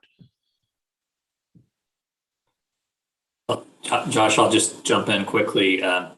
I think that the ongoing dialogues, whether it's in the the Trade Commission under USMCA, or bilaterally under the HLED with Mexico, and the ongoing trilateral summits. It's really useful to talk about all of these issues.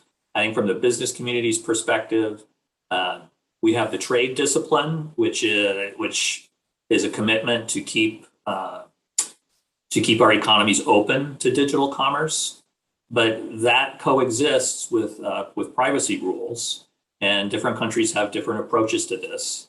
I think what officials and business need to understand is that those rules have to coexist, and if data crosses a border, the privacy obligation is still there. And I think similarly on cyber, there's been good work where in dialogues around the world for sharing best practices and approaches that here in the US that NIST is the leader on, and adopting risk-based approaches to cybersecurity. There are templates that I think it's international dialogues about how to promote these is important. So all of that is, I think, complementary to the trade rules in USMCA. Yeah, well put. I'd like to turn to the environment chapter, which we haven't really discussed. Is Jim Back, as a former member of Congress, former WTO appellate body member, wrote this chapter. He's one of the world's foremost experts on the trade and sort of environment climate intersection. And while there is no mention of climate change in USMCA, and certainly not in the USMCA environment chapter, the argument he makes is there's actually a lot in that chapter where we can make progress on climate change. He identifies a couple of areas. One is on trading clean technologies and building clean technology supply chains. And another area is that there are actually elements such as methane, where there are commitments coming out of the chapter which matter for climate change. And more broadly, it's a mechanism for cooperation and dialogue which we can build on. So I just want to, given the importance of this issue, particularly for this administration, certainly in Canada as well, how we think about this intersection between these issues and what we do in the space and what we do in the USMCA context. I'm just gathering my notes. I have to speak in the legislature in a couple of minutes, so I'm going to log off shortly. But I would support the shift to the green economy. You'll hear lots of news, certainly in the auto sector as well, in the steel sector, in the electric vehicle battery sector. You'll see on the province of Ontario just made a $500 million investment in ArcelorMittal's Dofasco's steel facility in Hamilton, $500 million so they can make green steel. We believe that an electric vehicle can't just be called an electric vehicle. It needs to be a green vehicle, and that means the batteries should be made with clean energy. That means the steel should be made with clean energy. So AMD, Dofasco, they will be removing their coal-burning furnaces. Ontario got out of making electricity from coal some years ago. So you'll see Dofasco now moving from coal-fired generation to make steel to an electric arc furnace. So they will be making green steel. 40% of their product goes into automobiles. You'll see us make electric vehicle batteries from Ontario's clean energy. Our energy is 94% clean. We don't burn coal here, as I said.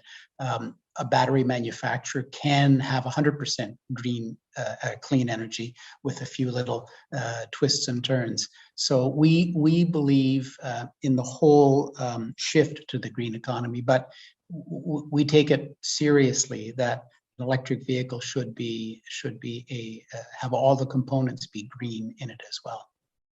I hope that just gives you a little perspective of where that's extremely helpful, Vic, and we've actually got a couple of great infographics in the report on the share of electricity in Canada that's actually green and renewable, and trading electricity across the borders is one way of greening the North American electricity system. So that's a point well taken. Thank you so much for your time. Thank you so much. I hate to do that. No, Thank absolutely. you very much. Great to see you. Were they? I think they were ways farewell, but I don't know if Ted or John or wanted to come in on the climate environment intersection.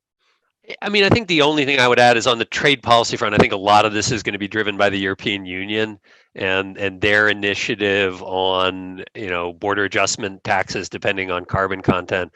And so I think one of the interesting things will be whether the U.S. and Canada and Mexico all kind of respond to that, deal with that separately with the Europeans, or whether there's some potential for a more unified position in North America. I don't really know the answer to that, but I think more of this is probably going to be driven from Europe than it is from North America, and we're going to be more in the role of responding and adapting to that.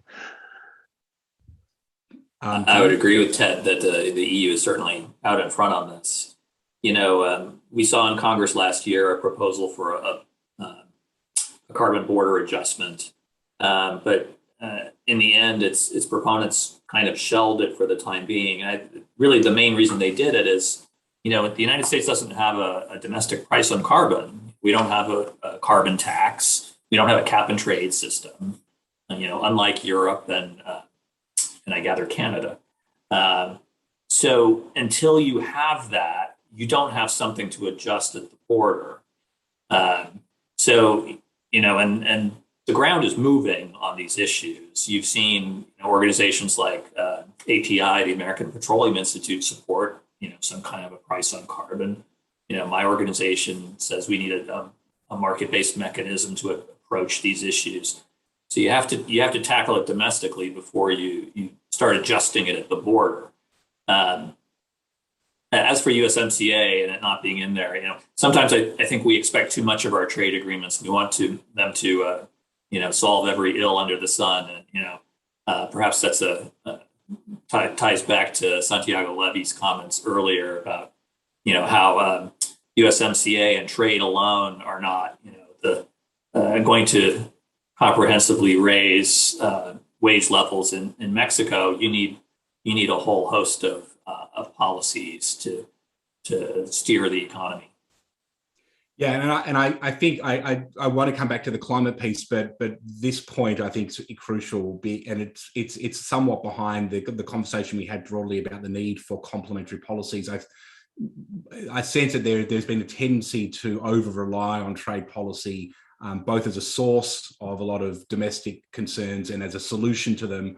And I think they're important tools for moving the dial, but in the absence of supporting policies, there's only so far they can go. And I think Santiago's observations and work around what is needed in the labor context in Mexico is crucial. But if we look at supply chains and competitiveness broadly, we need other complementary policies which can sort of build momentum that USMCA can then use to achieve these goals.